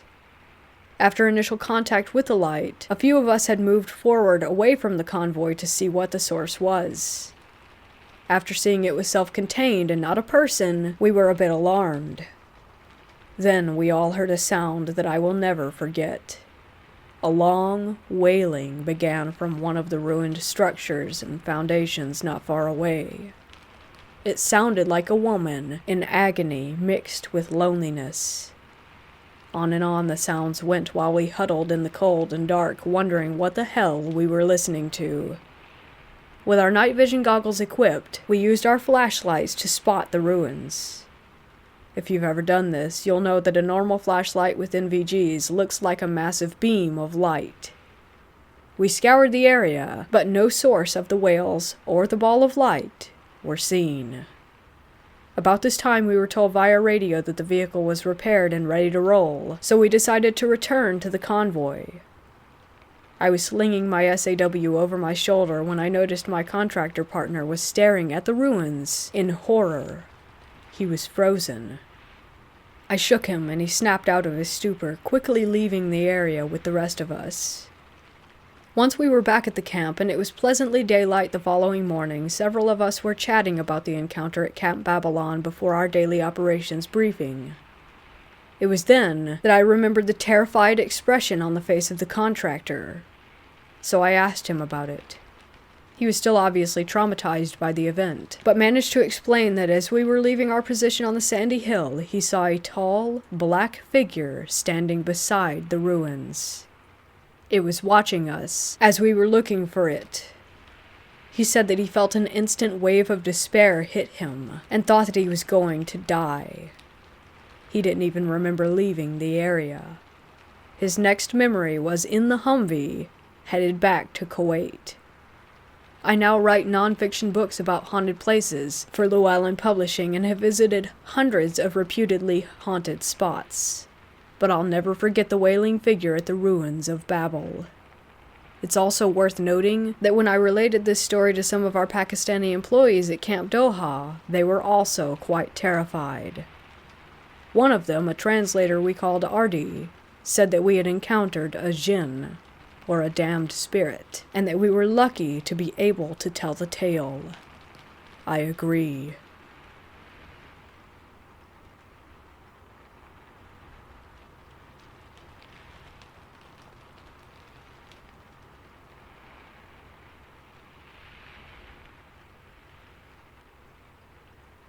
I was in the Marine Corps from 2008 to 2012. I served as an infantry Marine and was stationed in 29 Palms, California. In 2009, while training for my first deployment, we went to a specialty school called Marine Corps Cold Weather Mountain Warfare School, which was located in Bridgeport, California. I enjoyed the 5-ish hour bus ride up Highway 395 through the Sierra Nevada mountains. I took in the beautiful scenery as my mind wondered about what I was in for, dreading climbing the 12,000-foot mountains that littered the landscape. Weeks of training go by. I was relieved to hear that we were moving to a place called Hawthorne to do some live fire exercises. It was about 30 miles away to the east back into the desert, an old out-of-commission army base that was deemed uninhabitable in the 50s for various reasons. I was enthusiastic to escape the bitterly cold temps up on the mountain. Slept on the ride there. Upon waking, I looked out the window and was shocked at what I saw. Remnants of the old base scattered the landscape. Halfway destroyed buildings, guard towers, and other typical military stuff that you'd expect to see. Behind that lied jagged lava rock mountains casting their shadows over the destroyed buildings. The place looked like a nuclear bomb had gone off nearby. Have you ever seen the old nuclear test videos from when it was first developed? They would stage a fake town to analyze what the blast would do. This place was like that, mixed with that game series Fallout and Chernobyl, if you've ever heard of that. As we drove in further, I noticed a bunch of mine shafts heading into the sides of the mountains. Now, I was very curious as to where we would be staying at. I was relieved to hear that there was a makeshift FOB. Nothing fancy by any means, just an old green tent for the NCOs and upper-ranking battalion staff. Us boots would be sleeping under the stars in the dirt. At least we had a makeshift Hesco wall around us to make things feel like home. During chow that evening, we were all sitting around talking. I asked my sergeant, "What are all the mine shafts in the hillside for?" He said they were munitions storage facilities as well as fallout shelter. The place was designed during the Cold War era, which made it super creepy. It's like all the people just decided one day to leave. Vehicles were still there, everything. It was strange. Night arrives. It was fairly hot out even though it was night as we were back down in the desert. I was having problems sleeping, even though I was just in my skivvies on top of my sleeping bag. Some of the others were awake talking, I could hear. I stared into the stars and mountains looming over me. It was a full moon that night with hardly any clouds. As I was scanning the mountaintops, which, if I had to guess, were around 500 to 700 feet above me, Where we were all sleeping made it seem that I could almost reach out and touch the top. I saw something strange moving about at the peak. Figuring my eyes were playing tricks on me from extreme physical exhaustion and sleep deprivation, I disregarded it. Even later that night, I awoke to go take a pee. As I'm utilizing the head, I look up to where I saw something earlier. To my surprise, the strange, silhouetted figures were there, scurrying about the ridgeline. Now this has definitely caught my interest as my mind was wandering. Thankfully, I had a lot of cool stuff lying in my pack. Once at my gear, I grabbed my trusty PVS-14 night vision monocular. I bring them to my eye and look back up. Nothing? That can't be right. Huh? I swear I saw something. I look over to a buddy of mine that was awake and asked, "Hey, did you see anything up there?" He looks at me and says, "What are you talking about, bro?" I said, "Forget it." A few more hours go by through the night, and a loud crash comes from the closest mine shaft, which was located 100 feet or so from the FOB. Literally half the platoon sat straight up from a dead sleep. One of the sergeants screams from nearby and says it hit the rack. It was just some rocks falling, which made sense to most of us. The next morning, we woke up and did what we had planned to do for that day. Later that afternoon, we had some free time, and were creeping around checking the nearby buildings out. 4 of us decided to go down into a building. It was half above ground and half below. The wide staircase went down to open up into a larger cubicle-type area. Barely any light came through the small windows. I clicked on my weapon light and scanned the room. There were still papers and everything strewn about on top of the desks. We followed the hallway, which made a right turn. MOPP suits and gas masks lined the hallway, hanging on hooks. We see a sign above one of the doorways that said, "Girls' Locker Room." Us being the typical 19-year-old Marines that we were, we decided that we had to check that out. I took point and entered the pitch-black room. I was looking through the lockers to try and find something interesting when all of a sudden, the door behind us slams shut. We all ran like hell out the other door on the other side.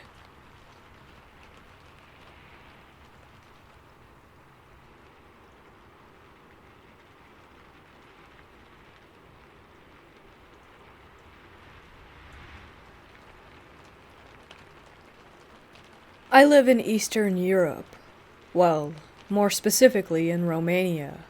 You may have heard stories about those gypsies and witches that live in my country. Most of them are just pretending to be something that they're not. This is the story of a real witch. My grandmother used to live in the same village with a witch. I don't know if the witch was a gypsy or Romanian, but it doesn't really matter. She lived for so many years that no one actually knew her age. This woman claimed to be a witch, and she also claimed that she had this demon who served her. She used to talk about the way that she sold her soul one night in the forest while performing a ritual. In return, she gained powers and the help of a demon. She said that she couldn't die until she convinced someone to take full charge and responsibility of her duty as a witch and sell his or her soul to the darkness as well. She had, I believe, 3 daughters, but people said that their mother's behavior scared them away. They moved to Bucharest and never returned to the village. Now, you'll say that she was most likely a crazy old woman, but no. A lot of people heard strange noises coming from her attic, and she agreed that the sounds were made by her slave or demon. People, even though they were afraid, asked her to solve their problems and gave her money for it. No one ever complained about her work. No one. Everything was put in place, no matter how difficult the task was. Also, people witnessed a lot of hard work getting done overnight in her yard and garden. Stuff that she wasn't able to do alone. Unfortunately, I don't know if she's still alive. I have one more story about a witch. My grandmother met a woman on her way to work. This woman asked my grandmother about the witch. She wanted to know where the witch lived. My grandma gave indications, and then asked her why she was going. She said that a thief broke into her house and stole all of her savings. She wanted her money back. The next day, my grandma met the woman again. She carried a bag. My grandmother asked her what happened. She said she went to the witch and received the promise that she was able to find the money on the table when she returned home. The witch asked in advance for half of that money. The woman agreed. It was better than nothing. Things happened exactly as the witch had said, and she carried the promised money in the bag on the way to the witch's house. One more story is that a woman fell in love with a married man. She went to the witch and told her that she wanted that man. The witch asked her if she wanted the man no matter what the consequences were, and she said yes. In less than a month, his wife fell ill and died. He remarried. He got married to the woman who had indirectly killed his wife. That's why she was seen as a powerful witch, as a real witch. She had some supernatural powers.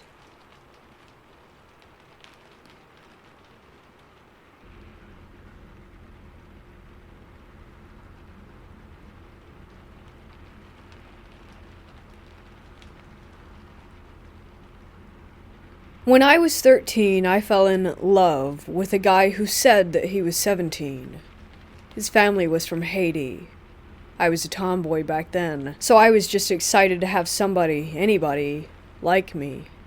We started a romance. I was with him until about 16. He always snuck me around, and I obviously hid him as well.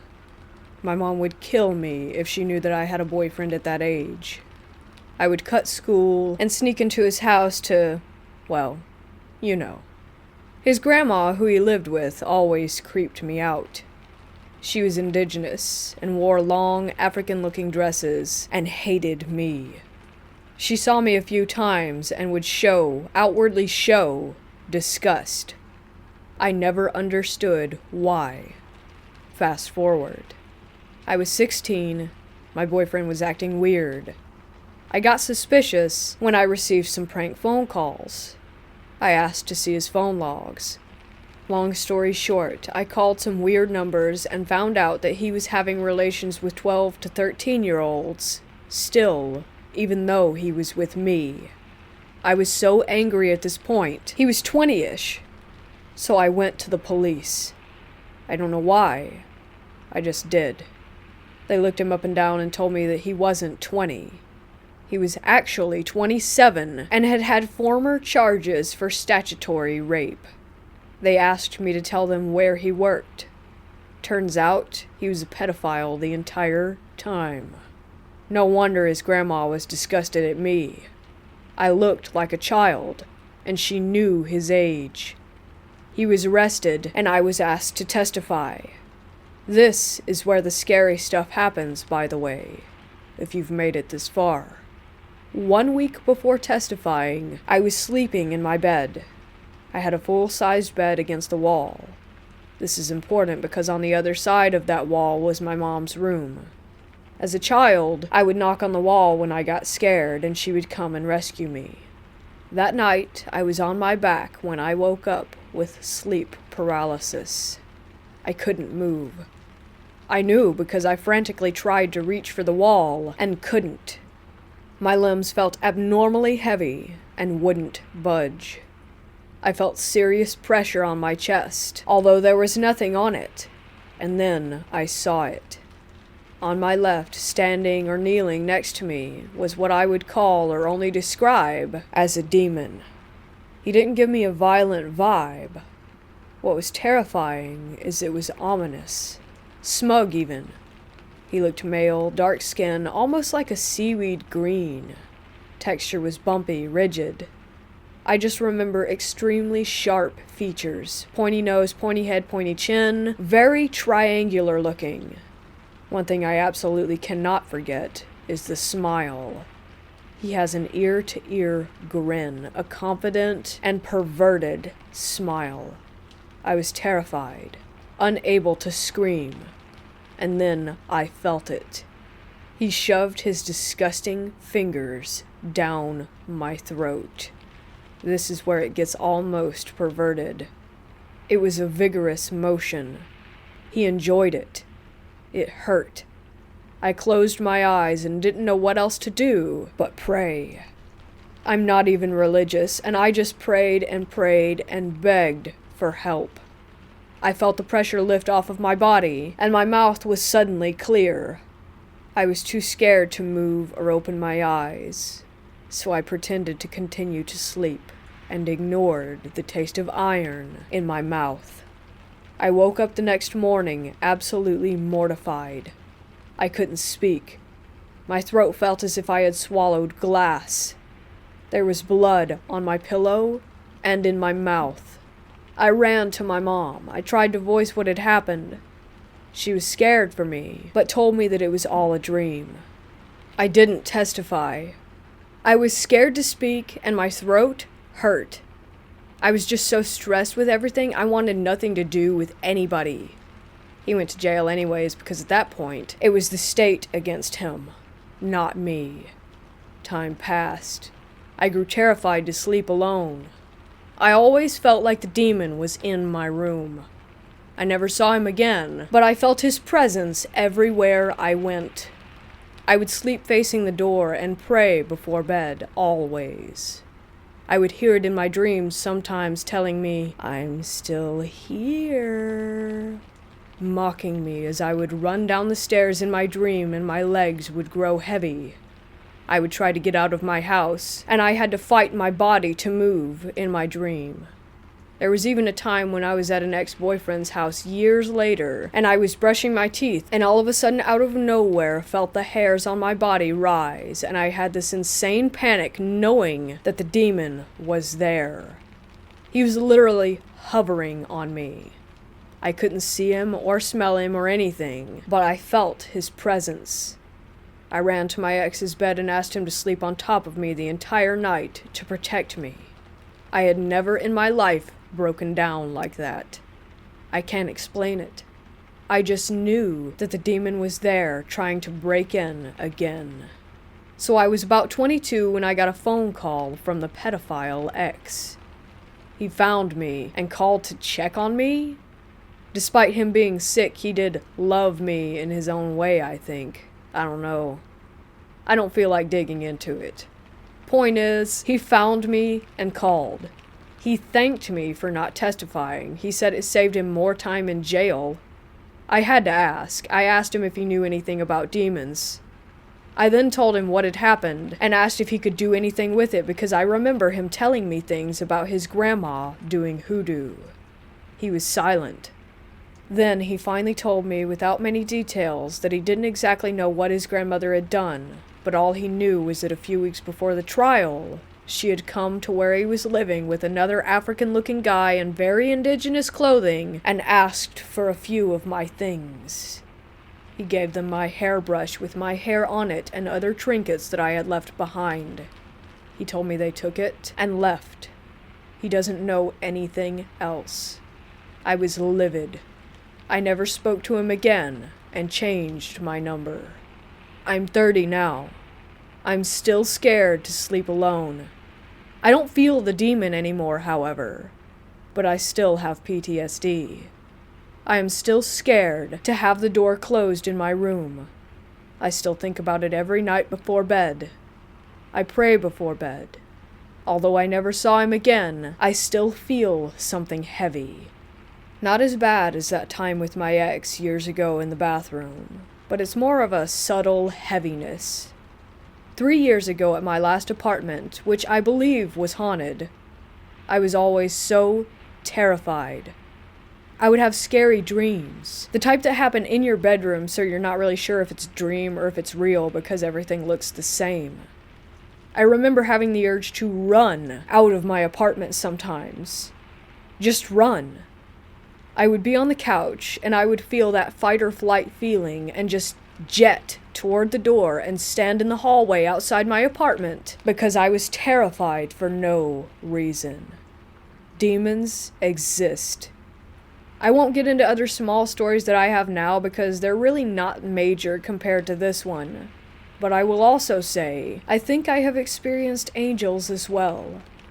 Small stuff like having lost things appear on my bed when I live alone, or being in a dangerous environment and having a sudden feeling of, I need to stop doing this now, after seeing 2 pillars of parallel fog.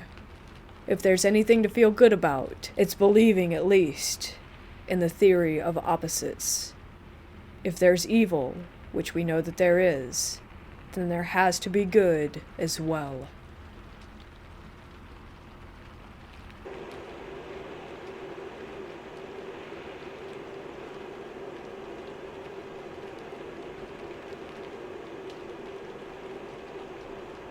Not very far from my home, there is an abandoned place, which is my hideout. I honestly don't know what was in the place before it became abandoned. The place is a rather small, probably like 40 by 20 meter fenced off, overgrown field with just one building.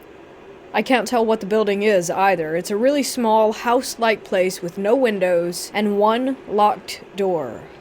The field itself has a small, short sidewalk that has been taken over by nature. There's also a small hill in the field. You can tell that the place hasn't been visited for a really long time, because the grass in there is quite overgrown, and the house, fence, and path all have plants growing all over the place. Since it's currently spring, a lot of the foliage is growing and blooming, and there were some wildflowers in the area as well. Today I took some scissors and went to the area with the intent of picking some flowers to make a cute bouquet to put in my home. As soon as I entered the area, something felt off, and I suddenly became paranoid. I ignored the feeling, since I have mental illness which causes me to have random paranoia at times. Keep in mind, though, that it doesn't cause hallucinations. It was still unusual for me to feel paranoid there, because I would usually go there to relax and be calm. It's basically my safe spot. I went on to look around and pick some flowers, but then I heard some footstep-like noises behind me everywhere that I went. I brushed it off again, assuming that it could have been an insect or a small animal like a hedgehog or a rabbit. I felt like I was being watched the entire time, but again, I assumed that it was just my random paranoia. The thing that scared me the most happened when I was about to cut a big, white, pretty flower. The only one of its kind in the whole area. As I was kneeling down to cut it, I suddenly felt a human presence behind me. This caused me to jump up, drop my bouquet out of shock, and yell out, "Whoa!" and turn around. To my surprise, nothing was there. I was very confused, since the presence felt awfully real. I picked up my bouquet and went home.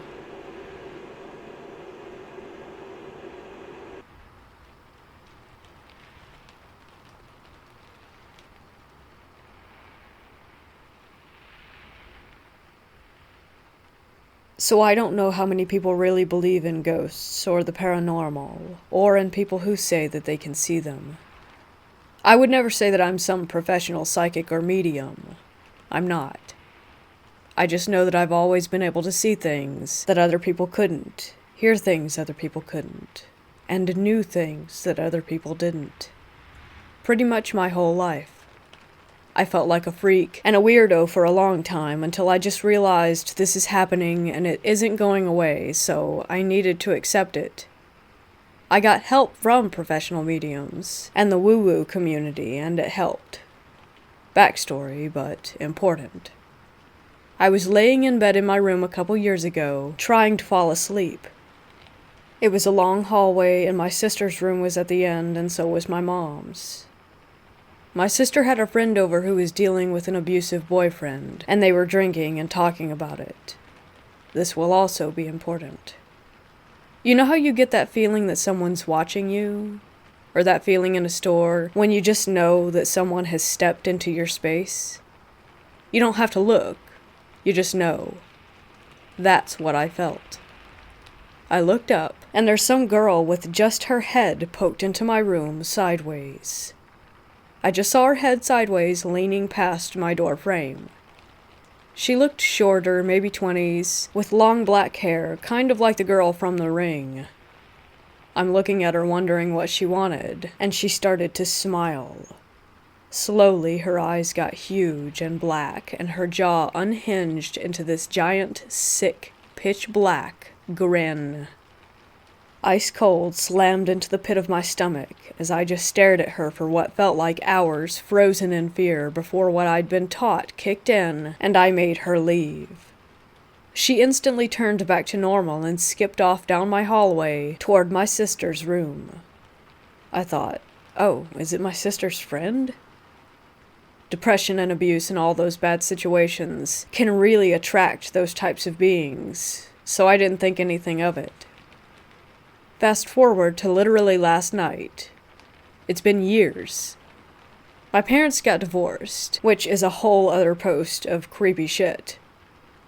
I realized it wasn't just my dad who was the narcissist. It's absolutely my mom, too. They were a toxic pair.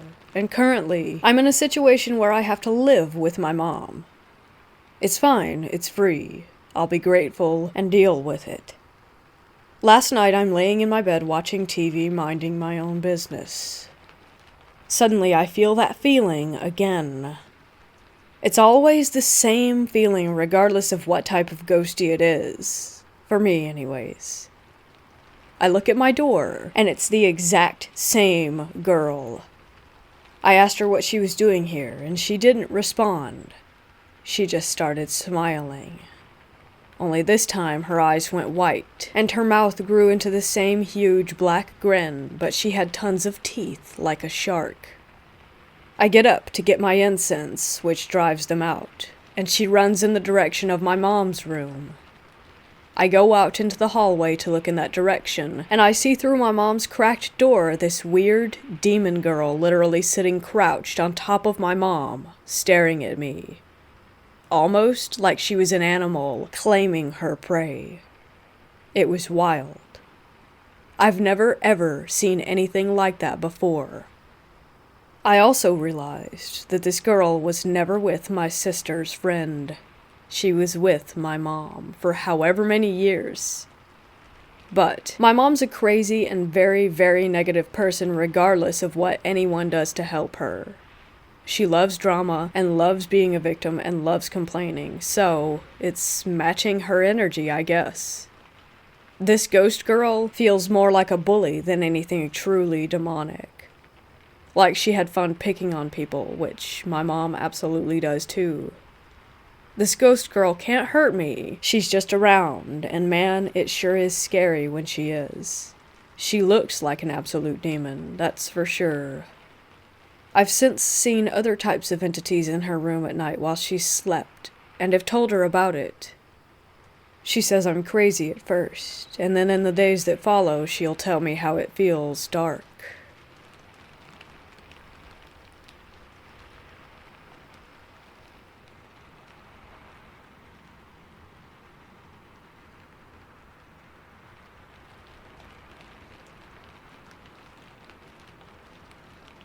I am currently sitting in my bed at 12:35 in my time zone right now and was watching a YouTube video a couple minutes ago. Without warning, I suddenly hear a scream. My first thought was that it was part of my video, but I checked and it was not. It sounded like it was from a man experiencing pure terror and agony. It was a single scream from the worst fear and pain imaginable that lasted 2 to 3 seconds, and then silence. My dog started barking once I heard it. It was hard to explain, but it didn't sound like anything a human was capable of making. More like a much more convincing sound from a horror movie. I have heard some weird sounds around the house, mainly in the kitchen and dining room, since I moved in.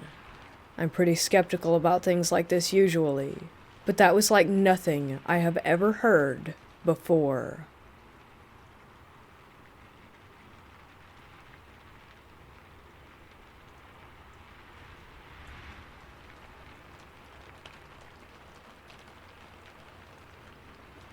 A while back, I was chosen to be in an indie film about jinns, basically the local versions of demons.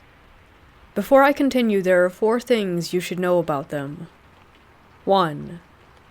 It is said that they can take the form of animals and humans with circle eyes, literally circles for eyes. 2. They are supposedly born from smokeless fire. 3. They feed on energy, such as the energy you use to stay awake and the energy used to power electronics. And 4, an extra one. There are Christian jinns, Muslim jinns, you name it. They have their own free will, so everyone is different. Some are very nice, others not so much. So now for the tale. We were filming in the desert and a series of events started to occur. Right when we arrived, there was instantly a presence of something there. Then a knife, bent, twisted, with red marks, started appearing at my feet every 15 meters or so. Constantly, for the entire time that I was in the desert, this knife would follow me.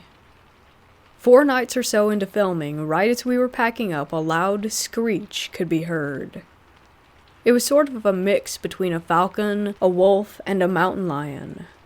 It was later revealed to us by an expert of desert animals that there were no animals in the desert that made that sort of sound. On the 5th night, things began to get interesting. At one point we were sitting down taking a break when the sand just started to smoke. We thought that maybe a small plant had combusted because of the heat. After a minute or 2, the smoke stopped. We checked and there was no plant. We sat back down and the second our butts hit the seat, boom, the sand all around the smoking area and where the smoke had been burst into flames, with 0 reasons to. Then, after that, all of our cameras started to lose their batteries very, very quickly. This was frightening because 1, it meant that we had to stay there longer, and 2, as mentioned in number 3 at the top, they feed on energy. The next night, albino scorpions, which are extremely rare, started sprinting toward the actors, literally going at full speed. We were forced to kill these rare creatures by burning them with a torch, and every time one died, 2 would replace it. Literally, 2 more would come out of nowhere, full speed ahead. This continued for several minutes. Things like this kept happening for the entire 2 weeks or so that we were at the site. When we finished filming, we split up for a bit to let the director edit some stuff. Then we had to film parts at a house. It is important here to mention that the movie was called 3 a.m. We were talking and one of the actors stated that since we had to split up, he had woken up at 3 a.m. every morning, his dogs going crazy, his alarm clock going off, and his AC setting itself to 3 degrees Celsius. 2 of the other actors revealed that the same thing had been happening to them. At the same time, I had never felt alone while I was in my room at night. Something was watching us. It followed us home. Since then, we have finished the film.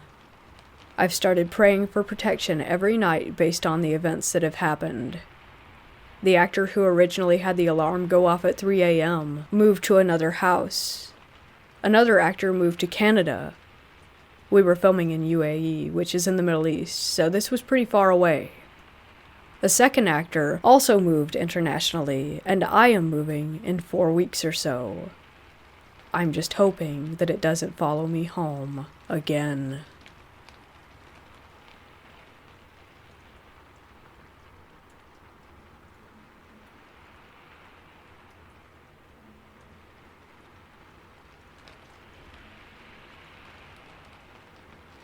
I was around 7 years old when this encounter happened. I was visiting my aunt and uncle's old house for dinner and a movie at their place. They reside in this town about 1 hour west of the city that I live in. It was around 10 p.m. and the sun had set.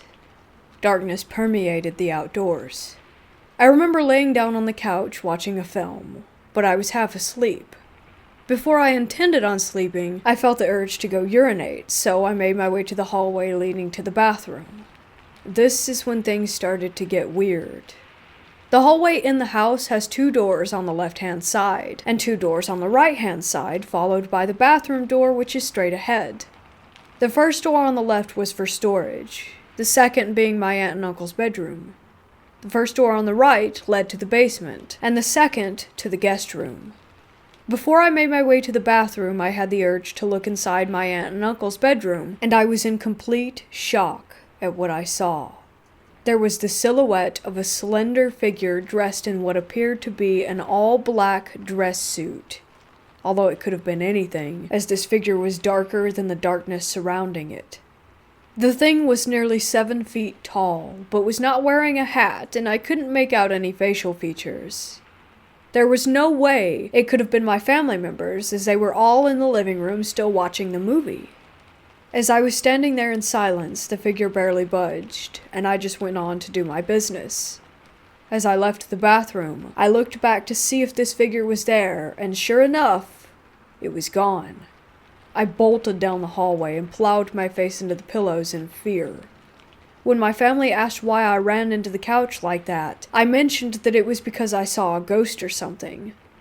They didn't think much of it at the time, thinking that kids, just have their imaginations. But I know what I saw.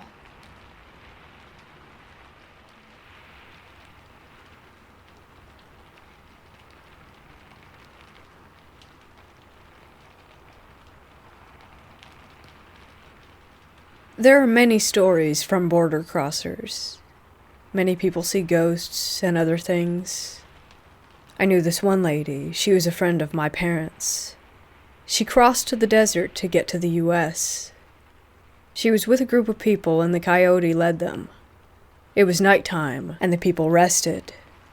The coyote said to keep going because they'd lost a lot of time, so they got up and continued walking. Well, they came in front of this bushy-like place, and when you crossed, the tips of the branches caught your clothes. It was dark and hard to see, but they were in a line and followed each other. The lady I know was tired from walking just like everyone else was, but she said there was this old man next to her who complained about how he was in pain and just too tired to continue. Soon they passed by this trench. It was so dark that you couldn't see how far down it was before it stopped. They walked next to the trench, and the old lady told me that the bushes kept scratching her face and getting at her clothing. The lady then said that she turned around to look at the old man next to her and saw that he had tripped and fallen down in the trench, but he didn't make any noise. The lady got scared and panicked. She told her husband, and the husband told the coyote to stop, that a man fell in the ditch. The coyote had a flashlight, and he shined it down into the trench, and it wasn't that deep. He went down with the flashlight, but he didn't see any man.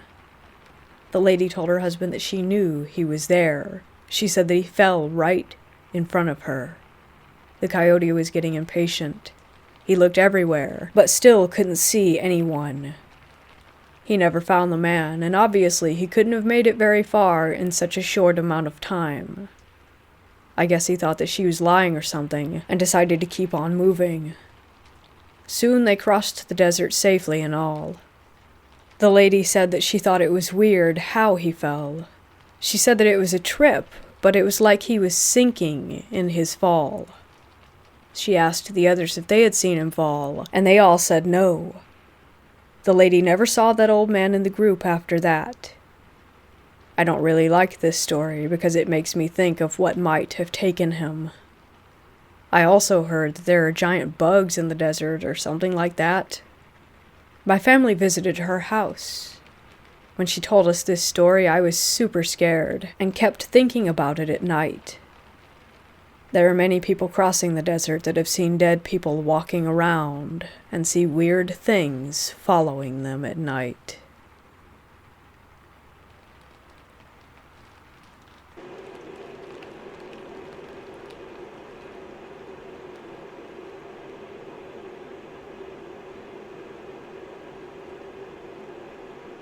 When I was 16 years old, I'm female by the way, my friends and I decided that it would be fun to go out to an old abandoned farmhouse that was rumored to be haunted. We didn't really believe in ghosts at the time, but were fascinated by the thrill of potentially experiencing something paranormal. So on a hot summer night in July, we decided to take 2 cars out to this abandoned place. There were 6 of us in total. It took about 45 minutes to drive there, so we left around 2:15 a.m. because we wanted to arrive at the farmhouse by 3 a.m. Witching hour.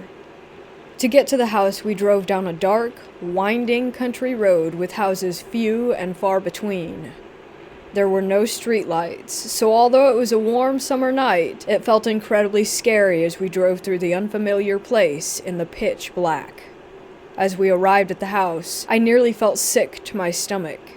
I didn't believe in ghosts or the paranormal at the time, like I said, but something in my gut just felt wrong. The house was situated at the bottom of 2 hills, and there was no driveway in front of it, so we had to park at the top of the hill where there was an area off to the side of the road covered with crushed rock. We got there just in time to fulfill our plan of arriving at witching hour. As we walked down the hill, we saw the house.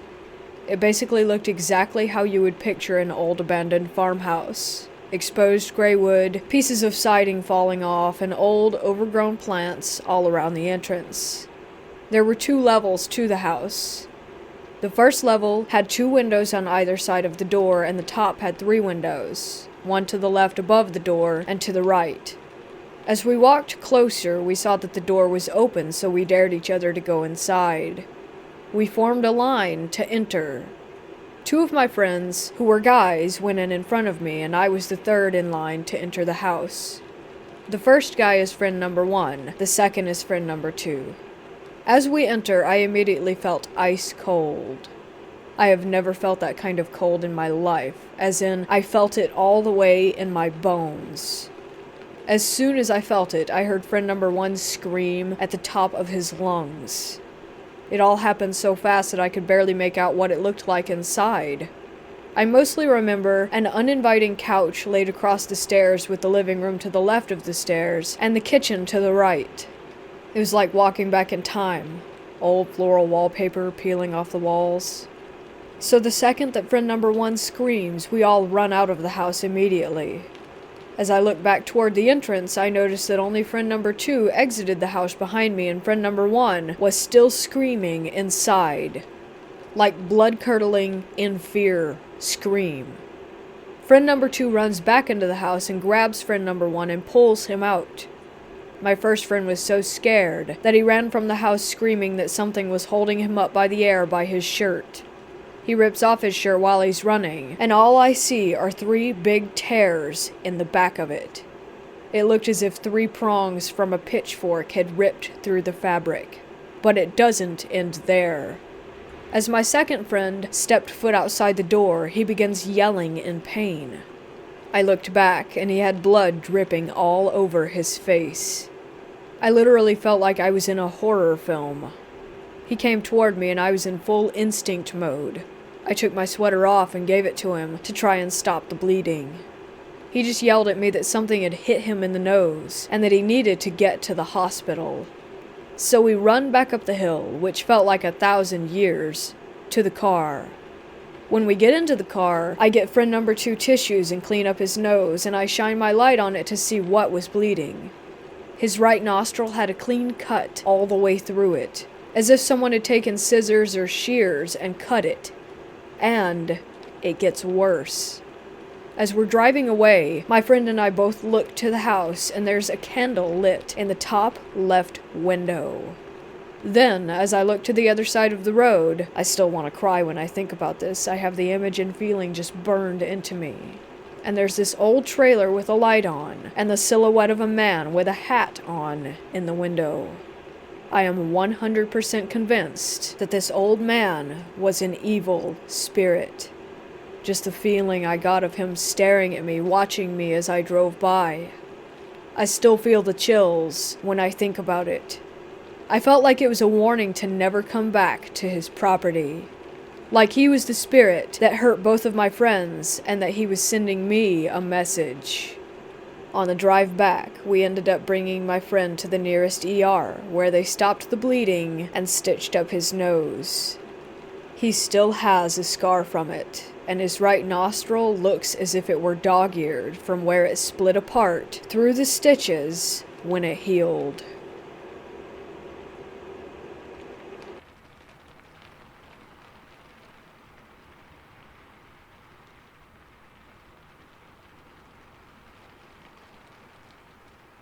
This experience I had dates back to the second house that I lived in.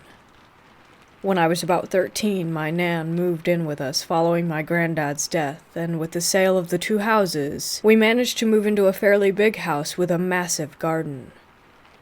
Just to put it into perspective, our neighbor's garden in a house in a previous time was a small tennis club with 3 courts and wrapped around the back of our garden, just to give a perspective of the size of these gardens. So anyway, my bedroom was sort of attached and above the garage to the side of the house, so I used to be able to see across my neighbor's garden and the gardens next door to theirs, whilst also being sort of detached from the rest of the house. We lived there for about 5 years, and nothing really happened.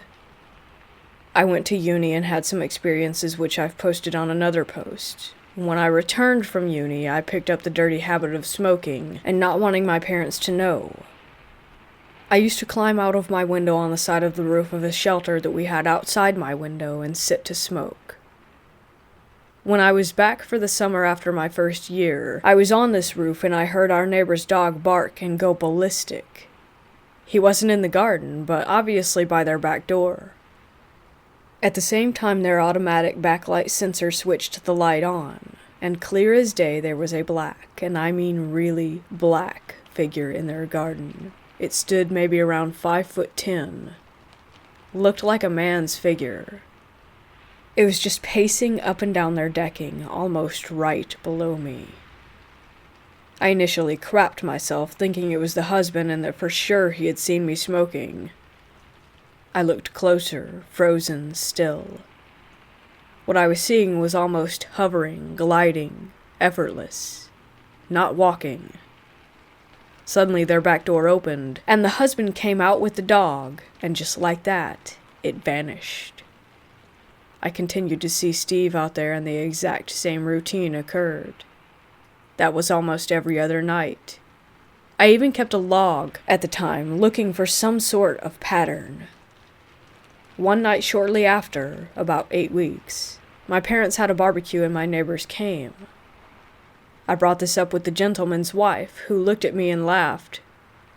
She proceeded to tell me that the shadow's name was Steve. Steve had been in their house for the last 20 years, and she regularly sees him pacing the garden, walking down the stairs, opening and closing doors and cupboards, moving their possessions, almost like living as if they were not there. Her kids had seen him and grown up with him, but her husband had never, ever seen him. I was shook, but glad at the same time that I wasn't going crazy. I continued to see Steve right up until we moved out of the house a few years ago. If anything, I felt sad for him. It was almost as if he was unable to move on.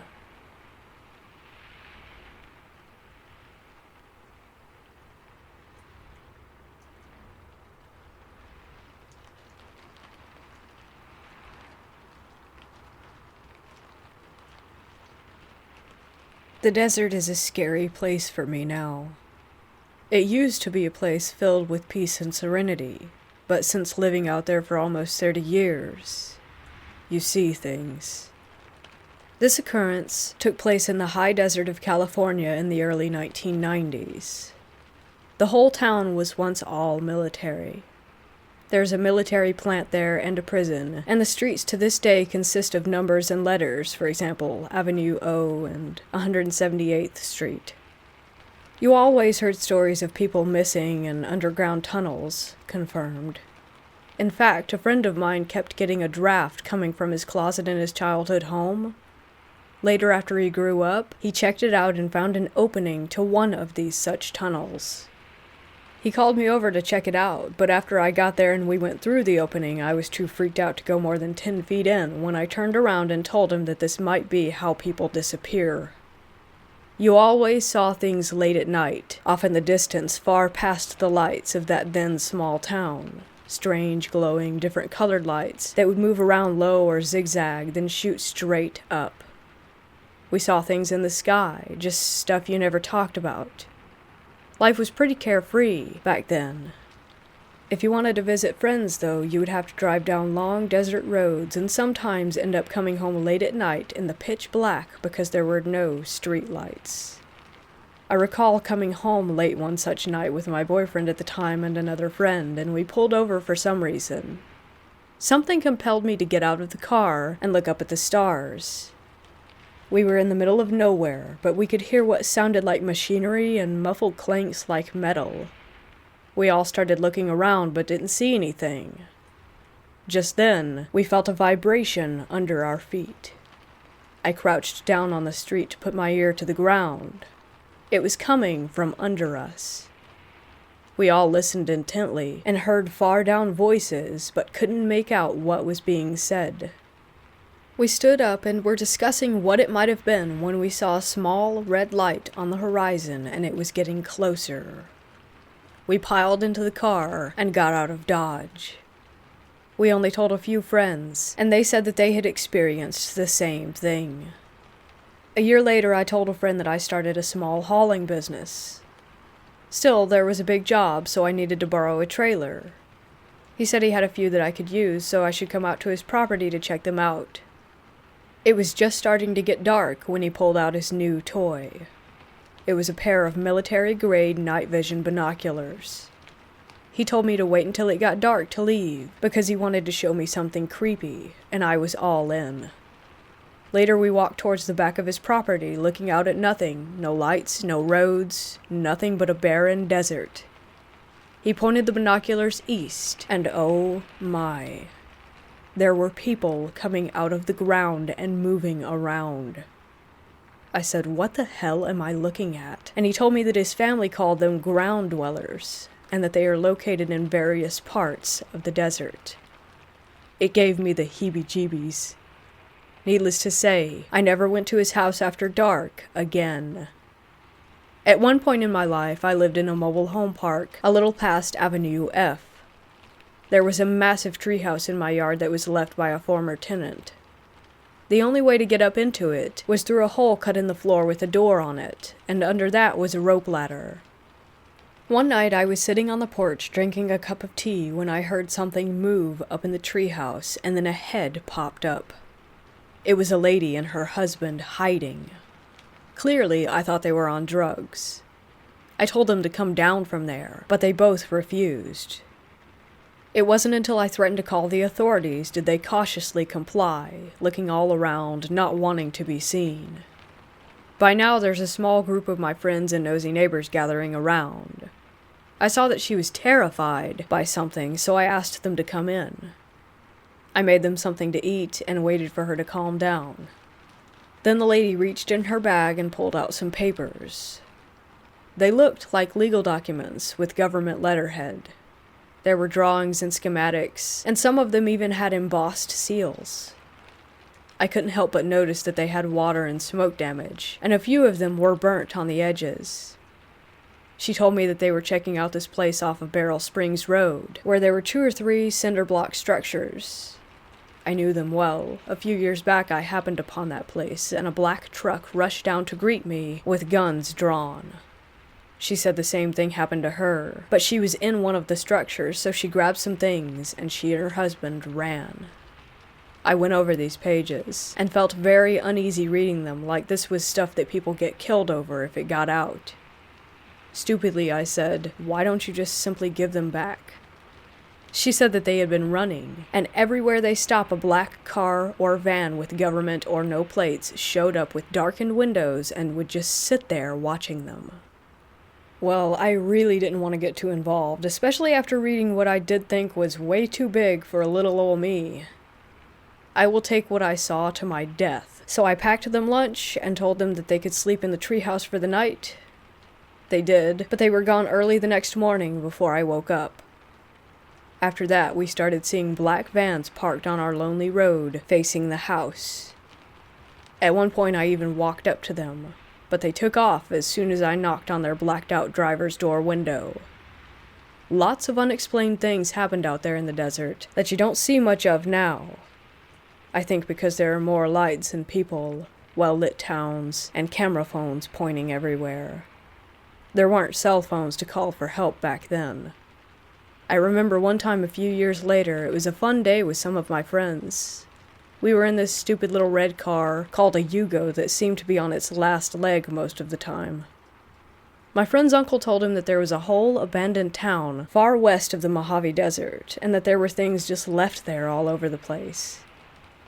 We were so dumb. It took us a long time to get out there, and if you asked me to try and find out how now, I don't know if I could. I wasn't driving. Thinking we were lost a few times, we started seeing things. A carnival ticket booth on a trailer, broken tractors and furniture, little shacks here and there, and empty water bottles all over the place. There wasn't a livable house or store or place of business for many, many miles. I wondered how anyone could even survive in a place like this, and then we saw it. It was a long and looked like single-wide mobile home, if you could ever call it home. It was between 60 to 50 feet long, and it was raised with the siding going all the way to the ground. It looked like something from a horror movie. It had several windows down the length of the house. Some of the windows had old frayed curtains still hung up and blowing in the desert breeze. There were open sections of missing siding, exposing the darkness underneath the structure big enough to step or crawl through. There were old, dusty cars with their doors and trunks open, trash and open cans all over, and a small fire pit in the middle of all of this. His girlfriend and I saw people that seemed to not be wearing any clothes that we could make out, but their bodies were skinny and didn't move like ours. They were inside that house and were watching us from the windows and from the open spaces underneath. They were following us, and as we slowly drove past, they went from window to window and open space to open space underneath. They were almost inhuman, and had big eyes and pale skin. Too pale for the desert. My friend the driver pulled up next to the fire pit, and despite us screaming to go, go, go, he turned off the car. His girlfriend began to cry out that we had to leave then and now. He didn't see what we saw. He said, "Stop, babe, this stuff is so cool." Oh my God, I wanted to punch him in the face. We both kept looking at the people watching us while begging him to get back in the car and drive. He picked up a long bone off the ground and started to push the soot around the fire pit and said, "Hey, it looks like somebody cooked a dog." Just then he looked up. His girlfriend leaned over to the driver's seat and grabbed his jacket in an attempt to pull him back into the car when he finally saw what we were seeing and said, "Oh shit." That thing hiding under the house was swaying back and forth. His hands were on both sides of the opening, and he was staring at us almost with the intent to lunge. He tried to start the car, but it failed. Thinking that this was my end, that I was about to be eaten in the desert, I began to beat on the back of his seat, screaming, "Please, God, start." After 3 tries, it finally did. We tore out of there, leaving a huge cloud of dust. We pulled over far from that location and tried to compose ourselves. Never again. We didn't talk about what we saw after that. I think that we were in disbelief that it had even happened. There were so many crazy things that occurred in the desert back in those days. Too many to even come close to tell you. I know that there are things that we do not, or maybe will never, understand. I also know that there are more eyes now paying attention, so I don't think it will be too much longer before we all know the truth.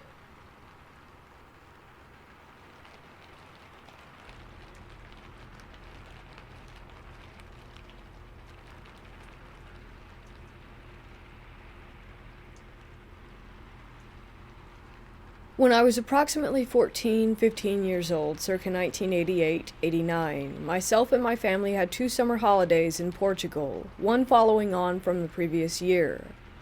The first holiday included myself, my older sister, mom and dad, and an uncle and aunt. The second holiday the following summer was the same people, except my sister, who stayed at home. Both holidays were in the same location, and both times we stayed in the same villa, which was owned by a business associate of my uncle. As such, I believe the accommodation was free, and that's why it was such a great holiday option for us all. The villa was situated about a 15 minutes walk outside of a well-known town. The first holiday where my sister was also present was event-free, and nothing unexplained happened at all.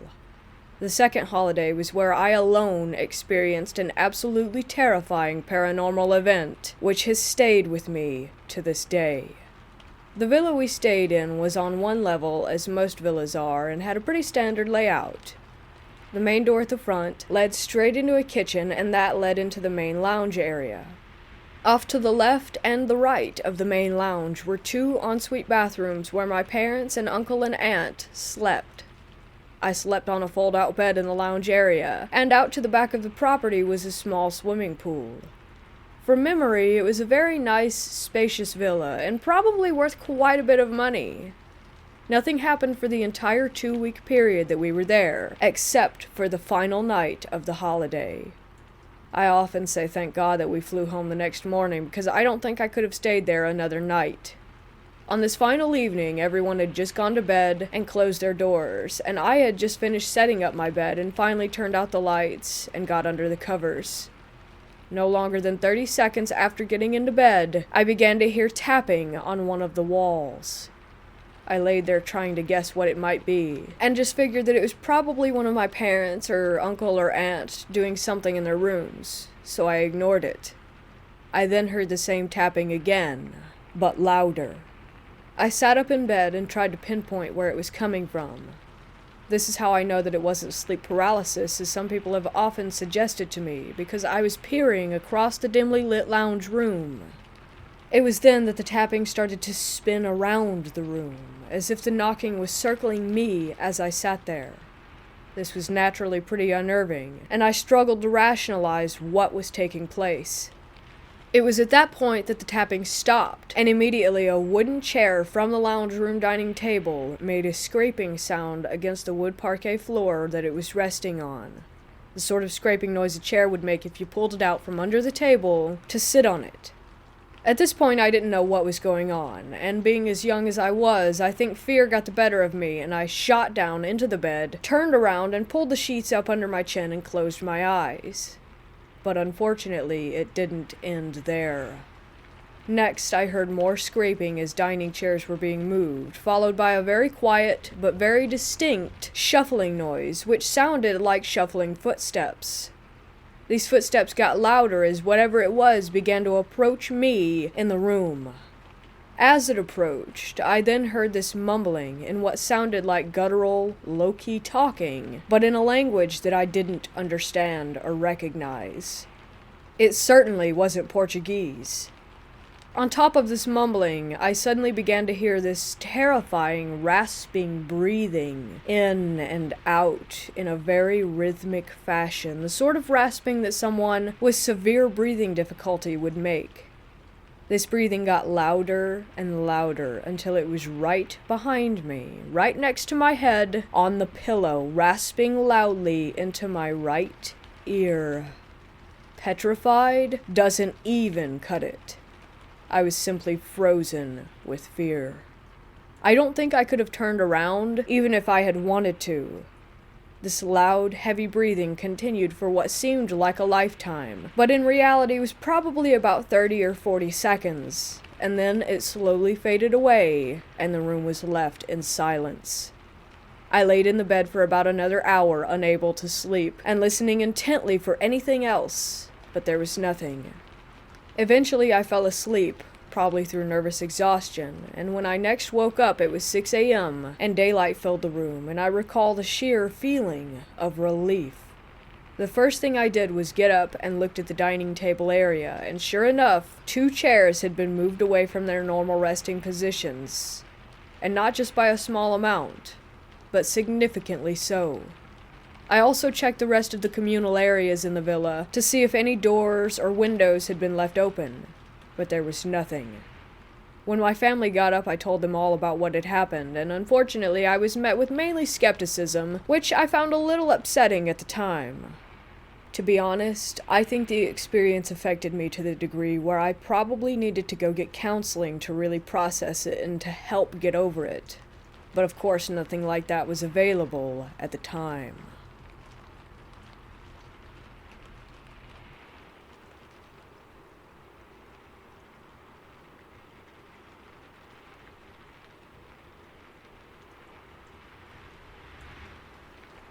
My family on my dad's side have many stories of witches. I don't know if this will sound real to you, but my family has always told these stories. My uncles, dad, and grandpa all have a story related to a witch encounter. Some of my aunts as well, and grandma. I believe them, and am here to share their stories. My dad's family come from a small ranch in Mexico. The ranch is really huge, so huge that basically all of my family lives there. Usually if you live there, you're related, but there's probably only 4 or 5 other families that aren't related to us. Once my uncles were getting ready for a party. They were young at the time, maybe early 20s. The party they were going to was at another ranch. My uncles used to party a lot. Sometimes they would come back very late. Actually, that was usually the case. They got ready and started heading out. It was very dark, but they didn't care. They got to the party and one of my uncles, Steve, saw these 2 girls away in the corner. He saw them and said that they were very beautiful. They had light-colored hair and light skin. Being in Mexico, it was really rare to see a girl like that. Steve then elbowed my other uncle, Andrew.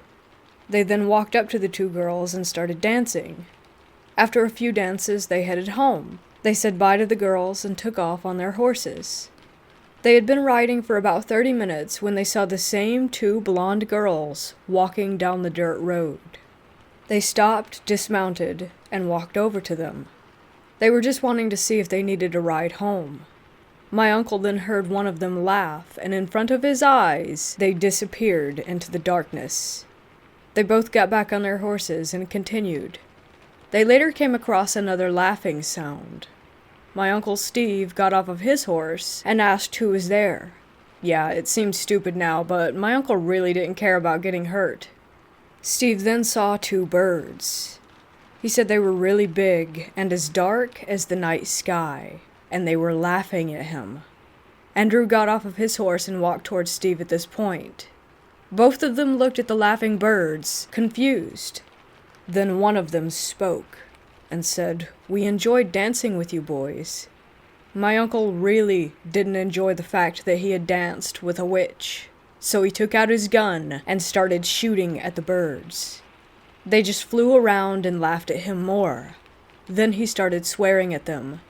They didn't appreciate it, so one of them flew down and clawed at my uncle's face. He only got a little scratch, so thankfully he was okay. The birds took off, thanking Steve for the dance still and saying his name. My uncle had never given any of the girls his name. The 2 of them grabbed their horses and went back home. That never stopped my uncles from going to parties.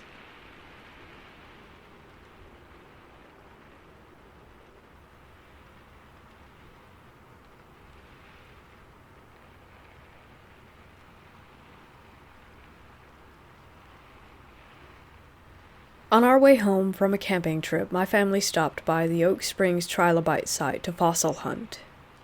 If you don't know the southeastern Nevada desert, the attractions are low to moderately traveled, and you will often be one of the only visitors. This site in particular was empty, and we were the only people there. A 1/4-mile trail leads you to a shale deposit where you can sift through for fossils. Shortly after starting out, I heard a man call out conversationally, not really shouting, but talking loudly enough to communicate with someone a distance away. I was facing west on a south-facing slope, and he sounded like he was down and to the left, closer to me than the highway. I paused and took a look around. There was no dust, or engine noises, or anything like that. No crunching of footsteps. Nothing. There were flies buzzing about, and I decided that a bug had just buzzed in my ear. A minute later, I heard another man call out, this time up the slope to my right. Probably just another bug. Sounds can get weird in rocky canyons, so it was no biggie. We came upon the site, dug around for about 30 minutes, and found a few unimpressive specimens, so we headed back for the truck. At this point, I had forgotten all about the voices. Driving away, I asked Hubs, "What did you think? Pretty cool?" I'm the rock hound, and never know if he's enjoying my hobby as much as I am. He replied, "Sure, yeah, it was actually pretty cool." Pause. But I kept hearing these voices, and I couldn't tell where they were coming from. He had a face shield up over his ears at the time, making it unlikely that a bug could have possibly buzzed in there. He said that he was hearing them on the way back to the truck, and heard them calling out at least 3 times. Caliente is nearby, and Pioche a ways further, and both towns have histories dating back to ye olde mining days and Mormon frontiering. There are lots of railroad, gunfight, and native raid stories, and some weird Warren Jeffs type stuff. Not to mention Area 51 being sorta/relatively nearby.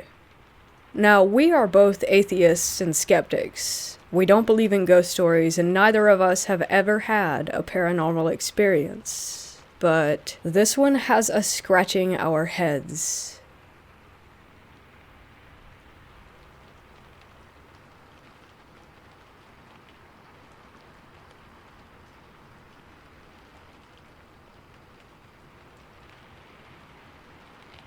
This happened around the end of November of last year, while I was at a late-night party at a mutual friend's house. The night started off fine, with us having a few drinks and talking about the classes that we would be taking next semester. This pretty much went on till around 2 a.m., and by this time I wanted to go home since the party was already dying down and most of my friends had already left and I was practically there alone. Instead of wasting money on an Uber, I decided to walk home since my neighborhood was only a few blocks away, but it was still a decent walk. However, there was a shortcut. There was a secluded dirt road in the neighborhood which led to a stretch of walkway with an irrigation canal for crops, and it happened to lead straight to the backyard of my house. I began making my way to the lonely dirt road, and I started to second-guess my decisions since that stretch of walkway can be pretty shady, especially at night since a few drug dealers and junkies like to hang out there. I mustered up the little courage I had, feeling confident that I'd be able to handle myself if anything ever hit the fan, so I proceeded to walk on the desolate road. The night sky was well lit. The moon illuminated my surroundings enough for me to see my environment pretty clearly. The walk was actually pleasant. The only thing that made it tough to navigate was the overgrown, thorny weeds and mesquite branches that kept scraping against the exposed parts of my skin. As I continued to walk through the brush, I finally got to the clearing that led to the bridge, and to my relief, there didn't seem to be anyone in sight. As I began to cross the bridge, I then picked up a faint scent of lavender mixed with something rancid, like the smell of a good cheese or days-old roadkill. I couldn't even tell where it was coming from, but as soon as I made it to the other side of the bridge, the environment seemed to suddenly shift. It's hard to describe, but there was this heavy pressure that washed over me, like being submerged underwater, coupled with this gut feeling telling me that something about the environment was just off. I pushed the feeling off as a random anxiety attack, since I do get them sometimes, but deep down I knew this was different. To calm my nerves, I stopped walking and did slow breathing and began to count to 10 while clenching and releasing my fist to try and shake off this bad vibe, or whatever it was. When I finished my little ritual, I felt a little better and more at ease. I started to walk in the direction of my house until I heard this odd grunting sound come from behind me. I turned around, and I saw a woman with short black hair and a silky white gown crouched down with her back turned away from me. She was just a few feet away, and it was strange because when I crossed the bridge, I didn't see anyone around the area. Did I pass by her without even realizing it? I thought to myself. She was hunched over, after all, and I do tend to get caught up in my own little world.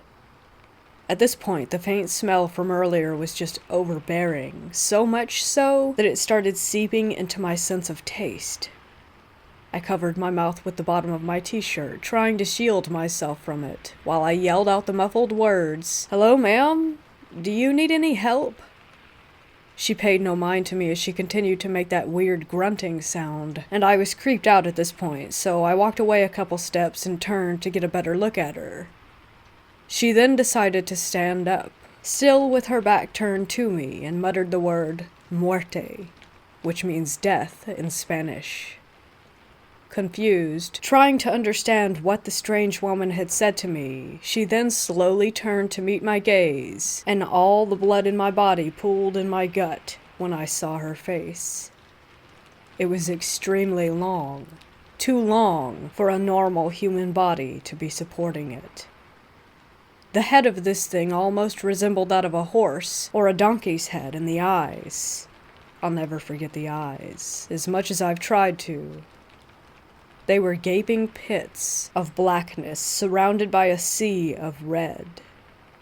Complete silence fell over the area as I was petrified by what I was witnessing.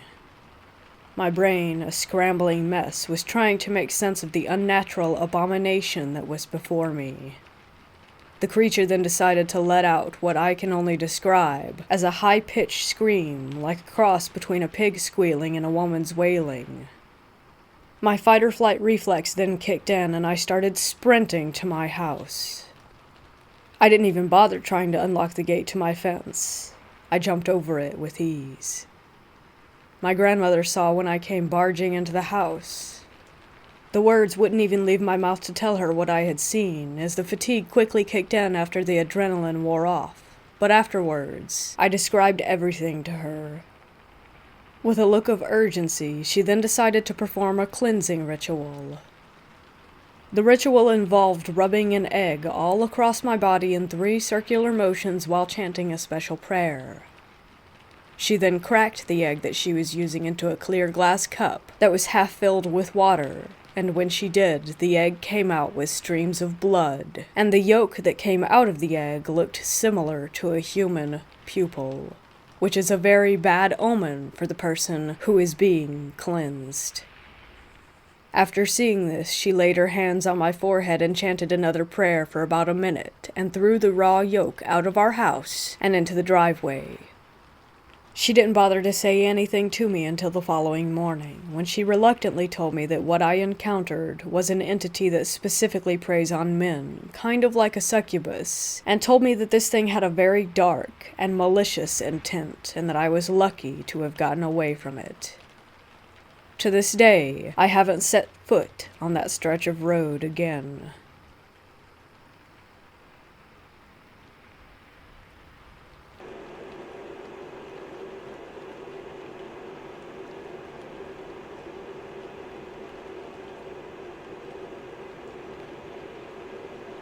My girlfriend and I often get bored with our hometown, so we travel our state a lot exploring abandoned places. Some of these places are also deemed to be haunted. I'm browsing on my computer one day, and I find this prison located about 3 hours away from us. We decide to drive out there on the upcoming 4th of July because we figured that no one would be there for the holiday. This prison was very large, with 10 or so buildings ranging from cell blocks to indoor workout areas. All of these buildings were surrounded by guard towers and fencing that was impossible to enter without breaking the chain links. We parked behind these trees in the front parking lot and walked up to the main building entrance used for prisoner intake. Lucky for us, the front door was simply opened, and we could have just walked right in. We passed through that building, and here we are now inside the prison itself. It's a very large, open space with sidewalks and courtyards connecting the buildings. However, there were little things that seemed off about the whole place. Dead crows that lined the sidewalks were the most noticeable. It was like they flew over the prison and just fell out of the sky. Even the graffiti was made up of weird symbols that we didn't understand. We passed all that a little on edge now, and as we walked, I saw letters on the buildings. A, B, C were regular cell blocks. When we passed B, I thought to myself that we should check it out because B is the first letter of my name. Odd thought to have, but I went with it.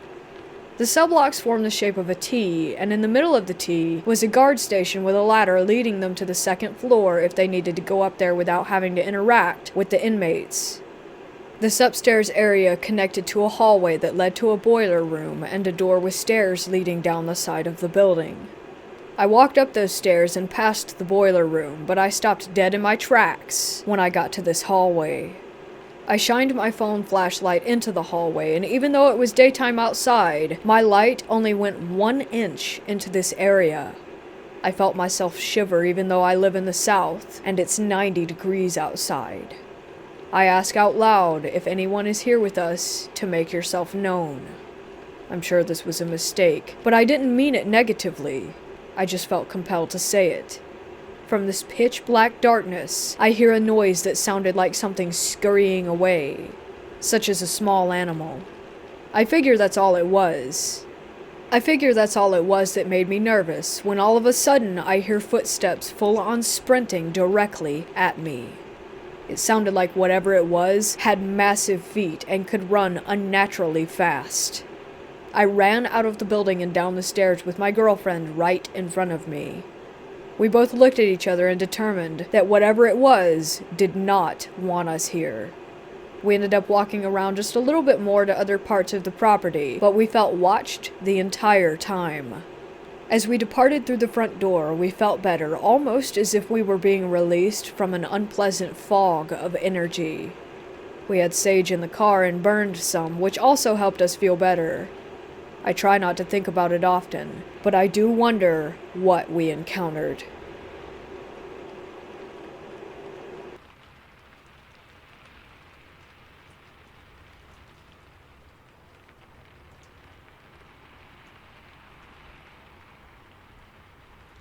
I am a female in her early 20s.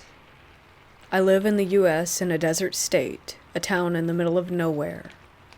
I come from a military family, generations of Air Force and Army, and a grandfather who was involved in Project Blue Book. I was sitting alone in my house, playing some Gwent on PS4, when my little sister and her friend came rushing through the door. I jumped out of my skin. It was midnight, and no lights were on. My sister, let's call her Yellow and her friend Brown, seemed a bit shaken and nervous, though she and her friend were laughing as if they were up to no good. I asked them what they were doing, and Yellow said, "We were out for a walk in the desert near the mountain." Keep in mind, my sister is 16. No reason for her and her 15-year-old friend to be out in the desert in the middle of the night. I was upset, but saw they were fine, so I shook it off. "What did you guys do?" Yellow and her friend looked at each other and went quiet. Her friend whispered, "Do we tell her?" And Yellow replied, "Nah, she won't believe us." And they walked into the kitchen without a further word. Needless to say, I wanted to know what was going on, so I followed and promptly asked, "Yellow, what's up? Don't make me go nuclear." Going nuclear was our code for telling Mom. Yellow just looked at me and said, "Fine, just don't call me crazy." I nodded in agreement. I was intrigued, though I was expecting a lie from my known liar of a sister. Me and Brown saw a bunch of weird, large tents, and they were occupied. She sounded excited, yet a bit scared. I didn't think much of it at first. I mean, people like to camp, right?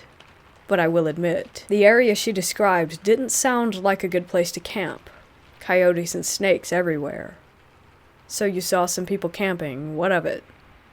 Brown shook her head and calmly said, "Not camping tents. Big, big tents. Not a single vehicle parked nearby." I was now confused, and started to think that it was a lie. Who would go that far out near the mountain, set up huge tents, then drive away? "I thought you said there were people there?" I asked. "We saw one person walking around the camp, circling it slowly," Yellow replied. Then Brown's face went pale and annoyed before she spoke. "Yeah, then Yellow did something stupid and shouted at the camp." I quickly looked at Yellow, who looked guilty but simply laughed it off. "All I did was say, 'Hey, nice tent. No big deal.'" Brown shook her head. "Yeah, but then the guy stopped and slowly turned to where we were." She went quiet and they both started to visibly get creeped out. "And?" I asked, starting to get a creepy vibe as well. "I kid you not, Blue. This guy had no eyes or a nose. Just a big, crooked smile." Brown shuddered, and then said that this was the moment when they ran without a thought, hearing a coyote howling constantly as they ran, as if the animal was directly behind them. I told them not to go near there again, and they went about their night. Like I said, Yellow is a known liar, but Brown is not.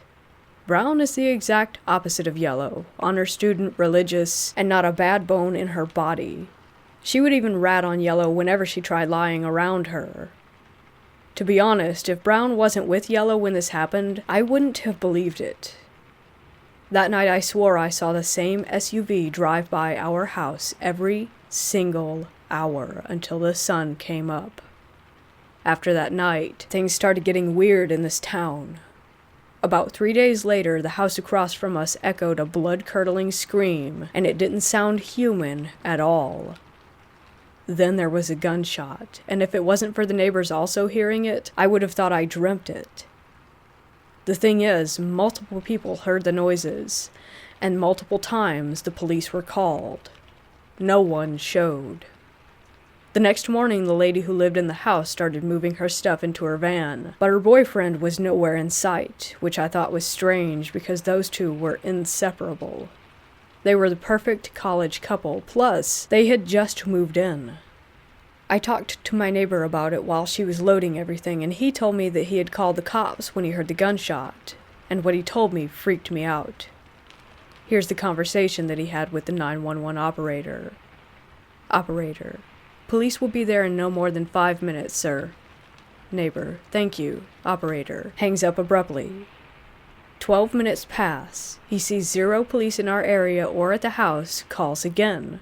Operator: 911, what is the emergency? Neighbor: yeah, I just called, gunshot and scream. I was told 5 minutes, and no one is here. The operator was silent. My neighbor said, hello? Operator: yes, sir, I have officers pulling into your area in 2 minutes. Neighbor: okay, I'm gonna stay on the... Hangs up again. Line. 15 minutes later and still no police. He calls again. Operator: 911, what's your emergency? Neighbor: yeah, it's me again. Where are the officers? Someone might be in danger. Operator: sir, calm down. What's your address? Neighbor: I have given it each time I've called, but fine. Gives address again. Operator: sir, the police are there, and have been for 20 minutes now. Neighbor: no, I'm looking at the road and all the houses. No cops. Operator: sir, stop prank calling. Hangs up. Now I thought that was just bizarre and unsettling thinking about our lack of police. But just as he finished with the story, a car pulls in and slowly heads to the house. It was the same SUV that I saw, and not only that, but it was a police SUV. It didn't even stop. It just slowed down by each house, and then slowly drove by the college girl loading her stuff up. She froze and stared at the cop car, and only continued when it left.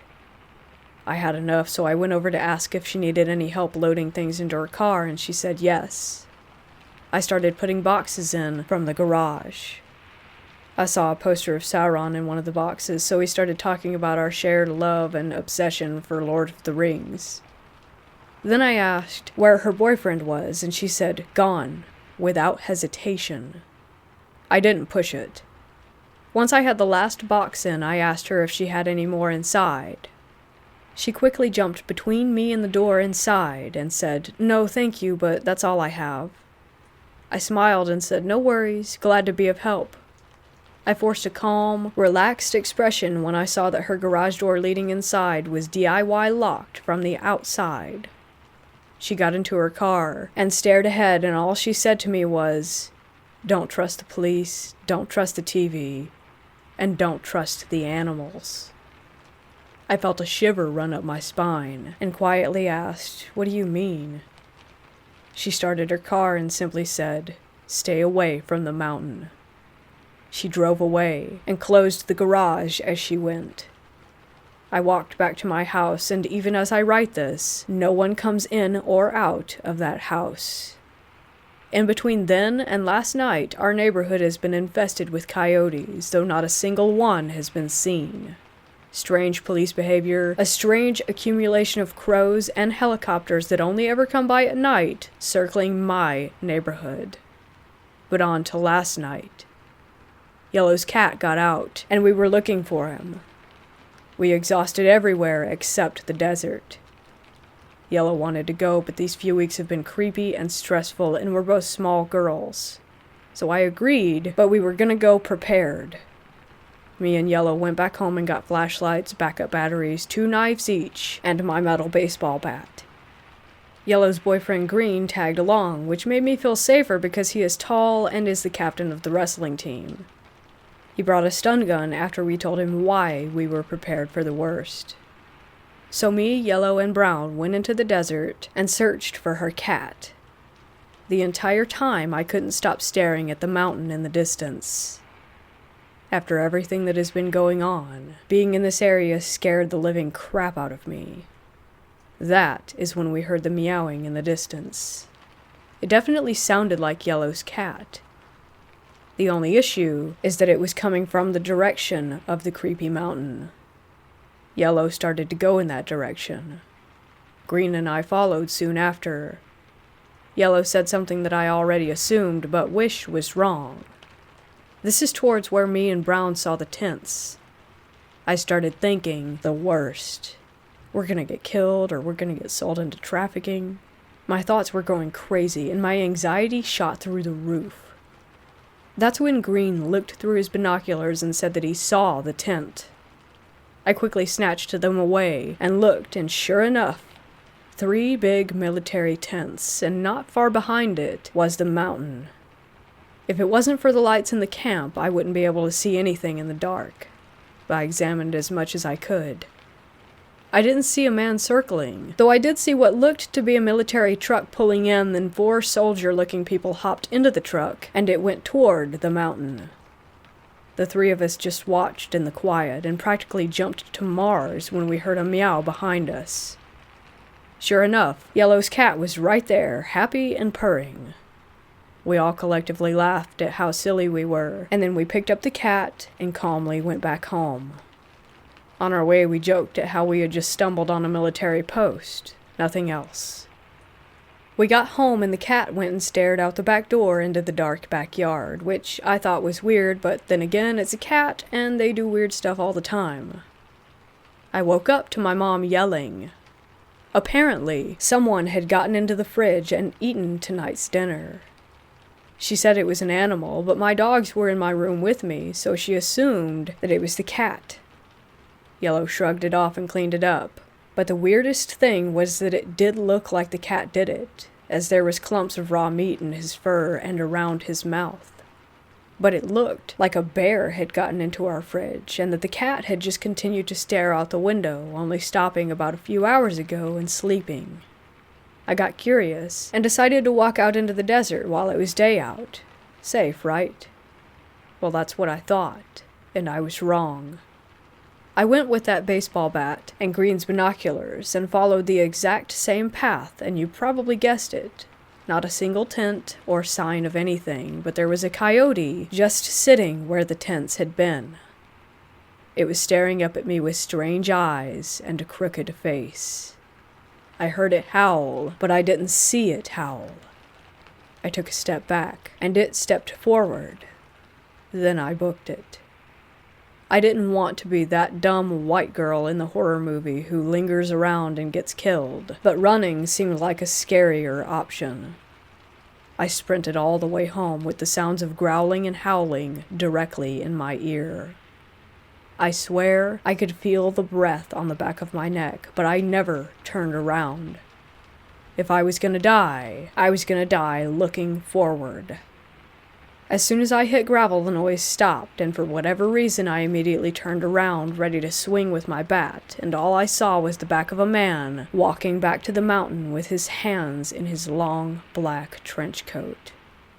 From behind I could see that he was bald, and wore jet black sunglasses. His skin was pale as snow, and he wore a fedora-like hat on his head. I stared at him until he was gone, and not once did he turn around.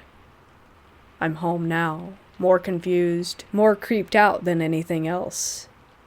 I think I might investigate further, but I don't know.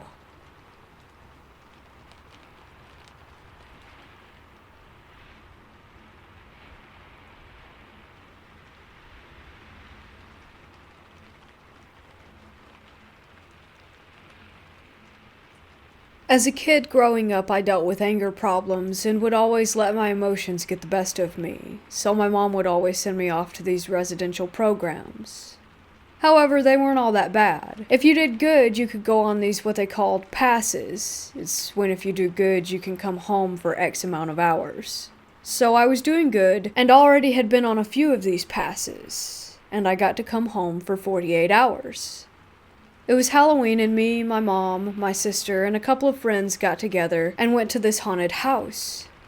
So when we arrived, there's a line of people who are waiting to enter, and I had to take a leak really bad because I had sat in the car for hours waiting to get there. I walked to the side of the building, and there's nothing but woods literally growing next to the building, like there were tree branches leaning against and on the structure. So, as I was taking this long leak, I heard something step on a couple of sticks, and I noticed a dark shadow figure on all fours creeping up toward me. It looked kind of like a human on all fours, but this was definitely not a human. Like I said earlier, I've dealt with a lot of problems during my childhood. I didn't even have a childhood, so I was very different from a lot of people in so many ways. I didn't have a big reaction to it. I just kind of watched it and made sure that I wasn't seeing things. I tried to keep an eye on it and called my friends over to where I was to get a look. They were caught up in a conversation though and weren't paying attention, so I tried to run over to get them and get their attention and then run back to make sure this thing was still there. By the time I got them and ran over to the area, there was nothing. This thing had disappeared without a trace. I couldn't even explain to them what just happened. They didn't pay much attention to me after that. A couple of weeks went by and I just forgot about it and let it be.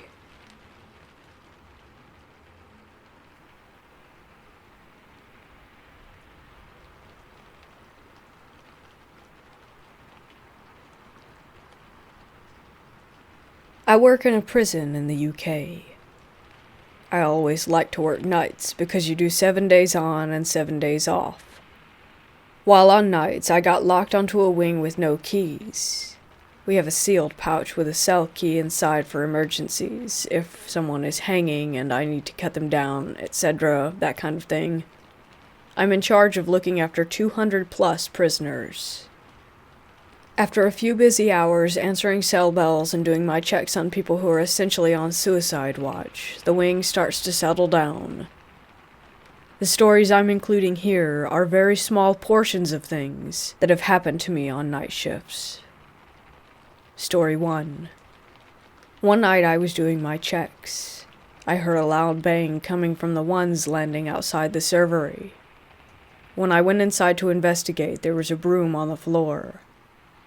When I reviewed the CCTV footage, you can clearly see the broom slowly being lifted away from the wall where it was resting, and then quickly getting thrown to the ground. We have the footage copied, and most of the people at work have seen it. We usually show it to new staff before they do their first night shift to freak them out. Story 2. One night we had someone overdose. I was working the week after all this happened, and the cell was locked off for the police investigation and was completely empty. At about 3:30 in the morning, the cell bell for that room was pressed.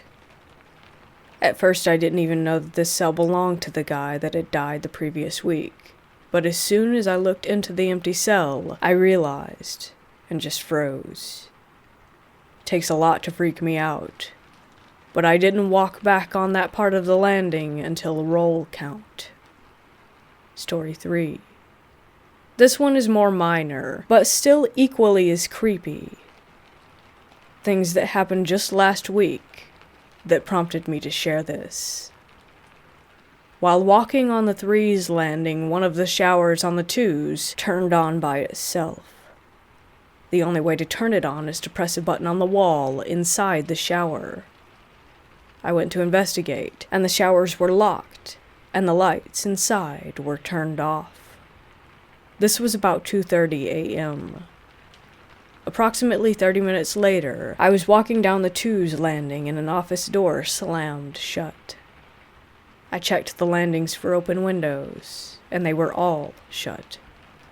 Again, every time I hear a noise, I always investigate and love anything creepy, but this sent shivers down my spine.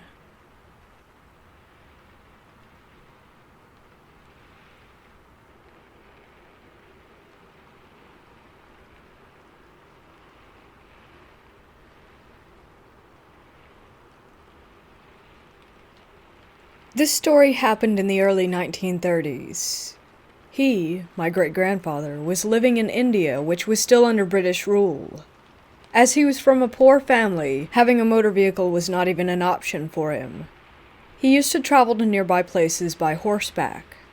One day he went to meet his friend, and it got a little late by the time he was coming home. It was around evening. He decided to take a shortcut through the jungle instead of using the road, which takes almost double the time. On the way, he saw a little goat just abandoned, sitting beside a tree. He thought it might have lost its way, so he decided to bring it along with him and leave it somewhere out of the jungle.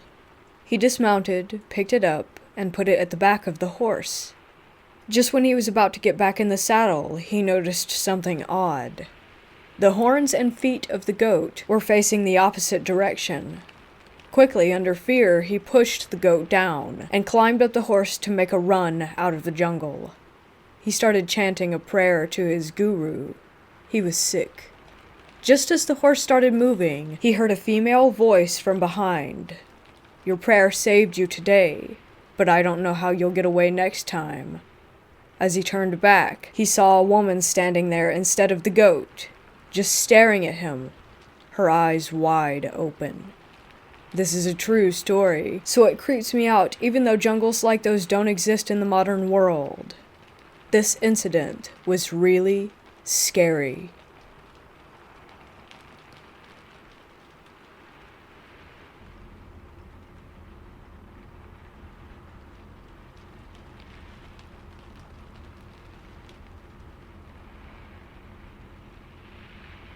In 1996-97, I lived in a fairly old terraced house with a cemetery at the end of a road. Cliché, I know, but it's an important detail. Nothing remarkable about the house or the area, it was just convenient for college. Anyway, I was up late one night on the PC in my bedroom, which looked out onto the street. It was about 2 or 3 a.m. For whatever reason, probably to give my eyes a rest, I wandered over to the window and looked down at the road in the direction of the cemetery, although it was too far down the street for me to actually see. And I saw 3 people walking slowly down the road. I could see that they were quite old and appeared to be dressed in funeral clothes, which, given the hour, was weird. There were 2 women and a man. I'd put their ages at about 80, and the woman in the middle was being steadied or guided by the other woman and the man as they came closer. I got the impression that she was upset. My first thought was that given their age, she had recently buried her husband and grief had caused her to behave slightly irrationally. It was all interesting enough for me to carry on watching as they got closer to the house. Just outside the front door of the house was a street lamp. I continued to watch them as they made their way past, but when they got to the lamppost, they all stopped, and the upset woman in the middle looked up at me and grinned. This is where it got even weirder.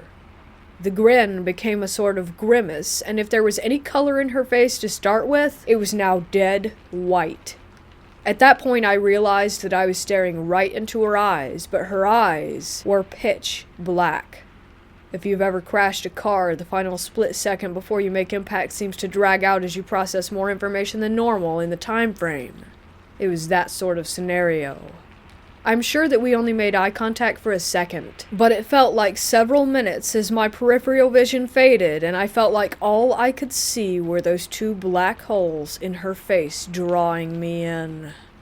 The distance between us didn't change, but somehow it felt like she was coming closer. At that point, the 2 people with her were just continuing to look down the road as if they were frozen, but waiting for this woman to finish with whatever she was doing. I was suddenly hit with this intense feeling of dread and panic, so I threw myself to the floor. As soon as I had broken away from her gaze, I felt pretty stupid that this upset old woman, who clearly needed help, had spooked me so badly. I looked out the window again, and there was no sign of them.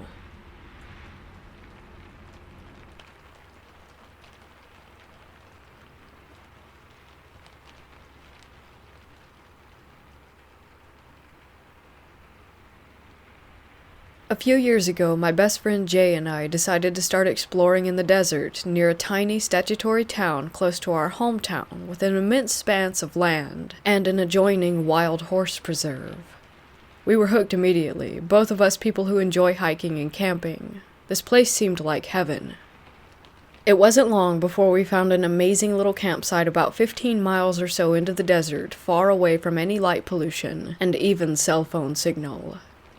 It's the perfect place with a small reservoir used in the late summer to water free-range cattle, an old corral, and a fire pit carved into the sandstone. We decided we needed to go camping as soon as possible, and planned on having our first camping trip a few days later on my days off. Jay and his SO met me out there with our dogs, and the first day was a ton of fun playing around the book cliffs high above the Grand Junction and sighting wild horses. We returned to camp late in the afternoon, and had a nice time cooking dinner and telling stories around the campfire. Soon darkness fell, and I began to become aware that I had been feeling uneasy. Not wanting to ruin the fun for my friends, I told them I was tired and needed to turn in. I returned to my tent with my 2 dogs and snuggled in, the feeling of unease tightening around my shoulders. I couldn't shake the feeling of anxiety, so I did what I do best and chose to ignore it, turning on a movie that I'd downloaded on my laptop. As the intro played to my movie, I caught movement out of the corner of my eye. I paused the film and stared behind me. I saw what looked like the bobbing of a flashlight behind our camp near the dirt road. The light danced for a few minutes before disappearing. I looked beside me and saw that my dogs were still sleeping peacefully and chalked it up to my imagination before returning to my movie. I must have fallen asleep because it wasn't long before Jay's SO was waking me up and asking me to come help calm Jay down. When I left my tent, my friend was visibly upset and shaken. He kept apologizing and asking if we could leave. He said he didn't know what was wrong, but that he needed to leave, that we needed to leave now. I told him that I'd been feeling incredibly uneasy, and watched all night, and we agreed to go. Taking only our dogs and pillows, we left our campsite, and drove the long 30 miles back home in the middle of the night. The drive back into the town was nerve-wracking. I had to keep glancing in the rearview mirror to make sure that my friend's car was still behind me. It took everything I had to keep my vehicle under 20 miles an hour so that I wouldn't ruin my car on the heavily rutted dirt roads, but it felt as though we were being chased away. The next day, Jay decided to go back for our things. Both his SO and I had to work that day, so he drove out to the campsite in the early afternoon.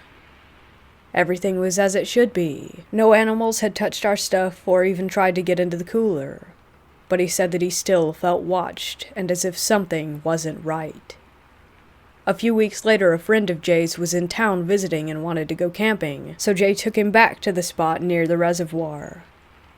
He said he experienced the same feeling laying there in his tent, his whole body screaming out in anxiety. He said all of his muscles were tense, and he had the overwhelming feeling that if he were to close his eyes, that something horrible would happen. So he left his tent, not wanting to wake his friend, and decided to take a stroll around the campsite. Before long, he found himself down by the reservoir. This is when he saw a small but brightly intense light darting and dancing back and forth, tucked into the valley below the Grand Mesa, going from east to west. It darted and whirled around. He said the feeling of fear and unease was so intense that he went back to his tent without watching to see if the light went away. We have both had a handful of odd experiences out there following these incidents. I've taken several friends and family members out there to experience the beauty. One summer I was seeing a guy who was interested in checking out the area, so I took him to a spot where we could park my car and explore near the Twin Peaks. We started walking up an oil field admin road when I was overcome with the urge to climb up the sandstone rockfall at the base of the mountain. My friend followed me, and we hiked up until he found an opening to a cave. We peered in and found that the opening was more like a skylight. The bottom was a good 20 feet or so below us. We decided to look around and see if there was an actual entrance. After a bit of searching, we followed my dog to the entrance of the cave. It was low and slightly blocked off by fallen sandstones, so we had to get on our backs and inch in foot first. When we got in, we saw that we were only in a smaller antechamber, but the smell of something decaying and the feeling of unease we felt told us to leave, so we did.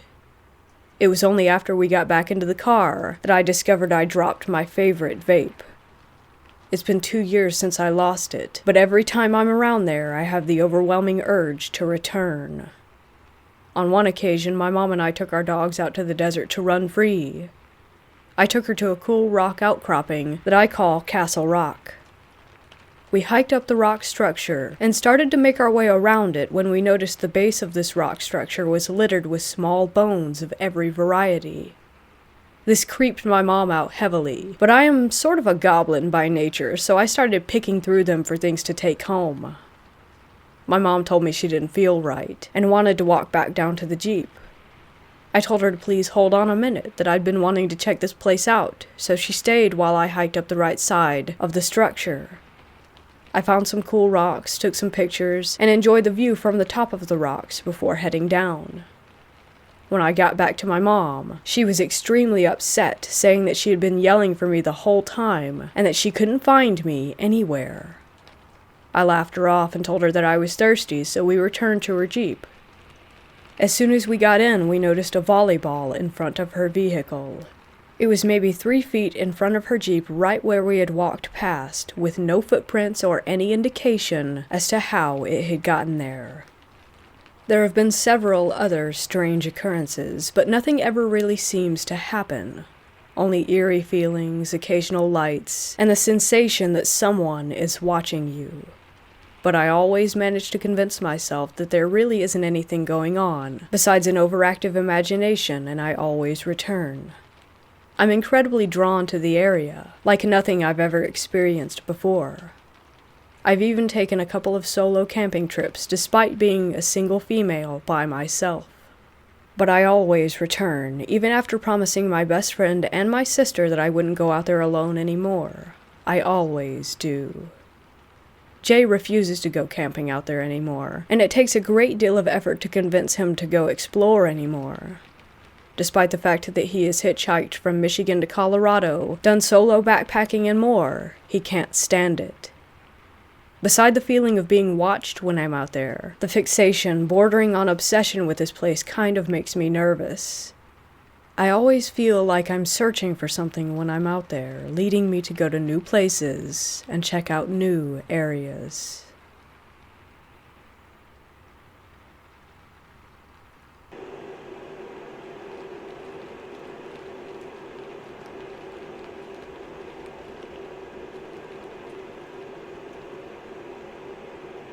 When I was 13 or 14, I was staying in a hostel in Ireland. This hostel was directly next to, supposedly, one of the most haunted places in Ireland, an abandoned mansion.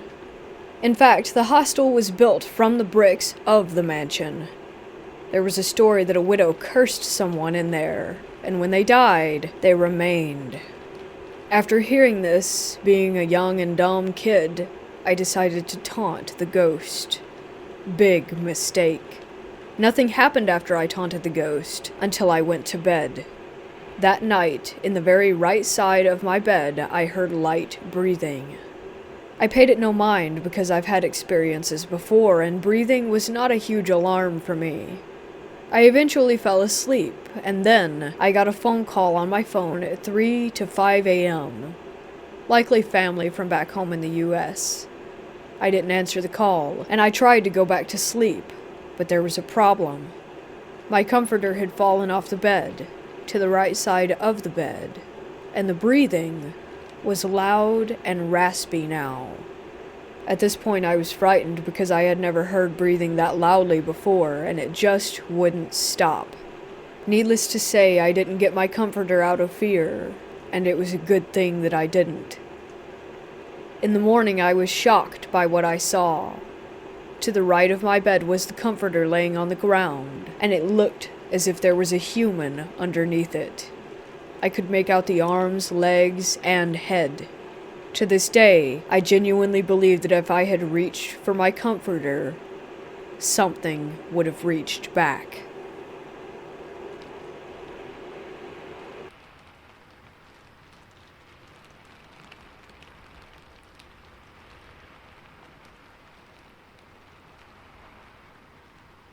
It all started when I was 5 or 6 years old and had an imaginary friend called Bombo. He was a small Victorian boy who lived with his mother, who I said lived under the floorboards, in the house that I grew up in. I used to talk and play with him all the time, teaching him about things like my Velcro shoes and some of the toys that I had. It was no secret to my family who Bombo was, and even what he looked like, or at least from how I had described him. One day my sister, who was 14 years old at the time, went back upstairs to our shared room after a family day out, and saw him standing in the corner of the room staring at her. He was exactly how I had described him, even down to the detail of his clothes. A few years passed, and I was now 10 or 11 years old. Our family had moved house a couple of times, and now lived in a 3-story house in a village just outside my hometown. I always had a weird feeling about that house from the moment we moved in, but didn't think much of it over the excitement of having my own room on the top floor that had a skylight. After a few months, things started to get strange. My things would disappear, I would hear footsteps on the middle floor landing at night, etc. These experiences progressively ended up getting stranger, with sounds like nails being dragged up the railings on the top floor getting worse and worse, as well as some nights my little sister, who was 3 at the time, screaming, saying that there was a man growling at her in her room, although my family put that down to an overactive imagination and didn't really think anything else of it. It was quiet for a couple of months, before everything came back again. This time, it was much worse. This was the first time I saw it. One night I was in my room watching TV and getting things ready for school the next day. Out of the corner of my eye, I saw a face peering in at me through my skylight. Its skin was dark, and its eyes were white with no pupils, only veins, dark circles around its eyes leading to black cracks across its face. It was grinning at me, and even without pupils, I knew that it had its eyes locked on me. Needless to say that after a few seconds of initial shock, I ran downstairs to the rest of my family and refused to go back into my room. Shortly after this, my older sister, who had given birth recently and was living with us temporarily, had her own experience. As she was sleeping one night, she heard a knock on her door between 2 and 3 a.m. Thinking I was the one knocking, she shouted, "What?" twice, with no response. The door flung open after a few seconds with such force that the dresser had dented the door from the impact. No one was there. Shortly afterwards, we moved again for personal reasons to the house that we have now been in for years. For years, there was no unusual experiences other than the occasional sound of footsteps. Nothing that could be logically explained. When I was 18, my sleep schedule was the same as any teenager, waking up around noon and going to bed around 3 to 4 a.m. This one night in particular, I was up doing the same as always, listening to music, watching films, etc. At midnight, I went downstairs to the kitchen as usual to get some snacks. On my way back out of the kitchen, I saw it again. It was standing behind the front door looking in through one of the glass panels. It was the same face that I saw all those years ago. Same skin, same eyes, same dark circles and cracking features. It was staring right at me, this time with one of its hands leaning on the other glass panel as it watched me. The only difference was that this time it wasn't grinning. After standing there for what felt like an eternity, I ran as fast as I could up to my room and locked myself inside. I didn't sleep a wink that night. Some family friends who were regular churchgoers theorized after they heard what I saw that this thing that I saw was Bombo, or what had taken the form of him in the first place, and that when I had stopped giving him my attention and energy, he had then tried to use another way of getting my attention. I don't know what to think for sure. All I know is that what I saw was the exact same thing that I saw as a child, and it came back. It's been 4 years since the last time I saw it, and I hope I never see it again.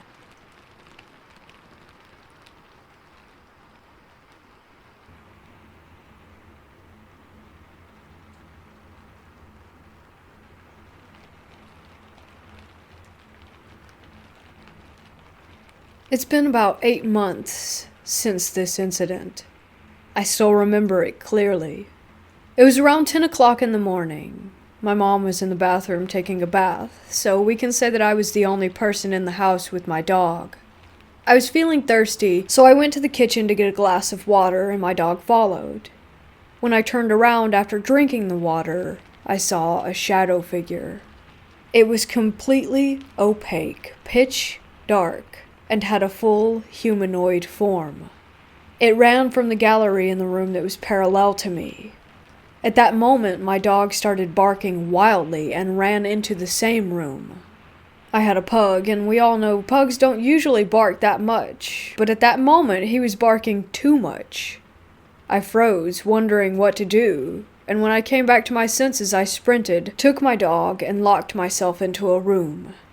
Even after locking ourselves in, my dog was still growling. When my mother came out, we checked the whole house, but we couldn't find anyone. 2 months after that incident, my dog died.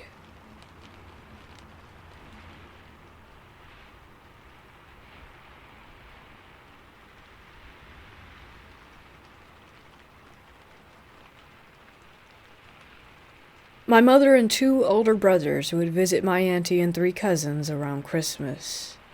The whole family would get together too, uncles, aunties, you name it. Anyway, they lived up near Inverness, in Scotland, in a place called the Black Isle. It's actually in a place called Cromarty, but Inverness is more well known, so I'll say that. The Black Isle was said to be used back in the day as a place where witches would meet up on Halloween and perform rituals, animal sacrifices, that kind of thing. Whether or not that's true is something else entirely. I'll get onto the story now. We all rented out a holiday home just down the road from my cousin's house. It had multiple bedrooms in it, so it was perfect for a lot of guests. Me and one of my older brothers and his friend from Africa were all staying in one room. They were fast asleep. I, however, was not. I woke suddenly and didn't know why.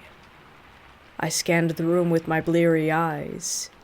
It was very dark, and I couldn't hear anything but the snores from my brother and his friend.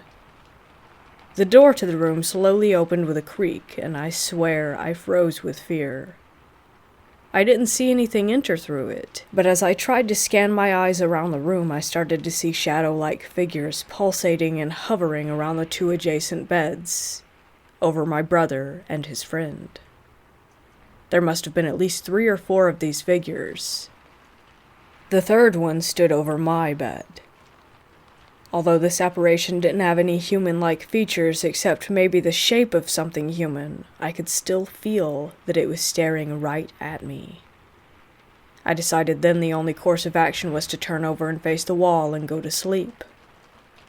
The morning after, I described my experience to a few of my family members, and they joked that it might be the witches that performed those rituals in the past, and in general just didn't believe me. Except one person, my brother's girlfriend. She told me she had experienced something as well. She was only sleeping next door, and she said that she felt like someone had sat down on the end of her bed in the night, and said that she could feel the weight of someone on her legs, but nothing was there. Very frightened by this, I decided to read the guest book to see if anyone else had reported anything unusual, but nothing of the sort could be found. I'll never forget what I saw that night. And if you're ever up near the Black Isle or stay in the same holiday home I did, just be aware of strange figures entering your room at night.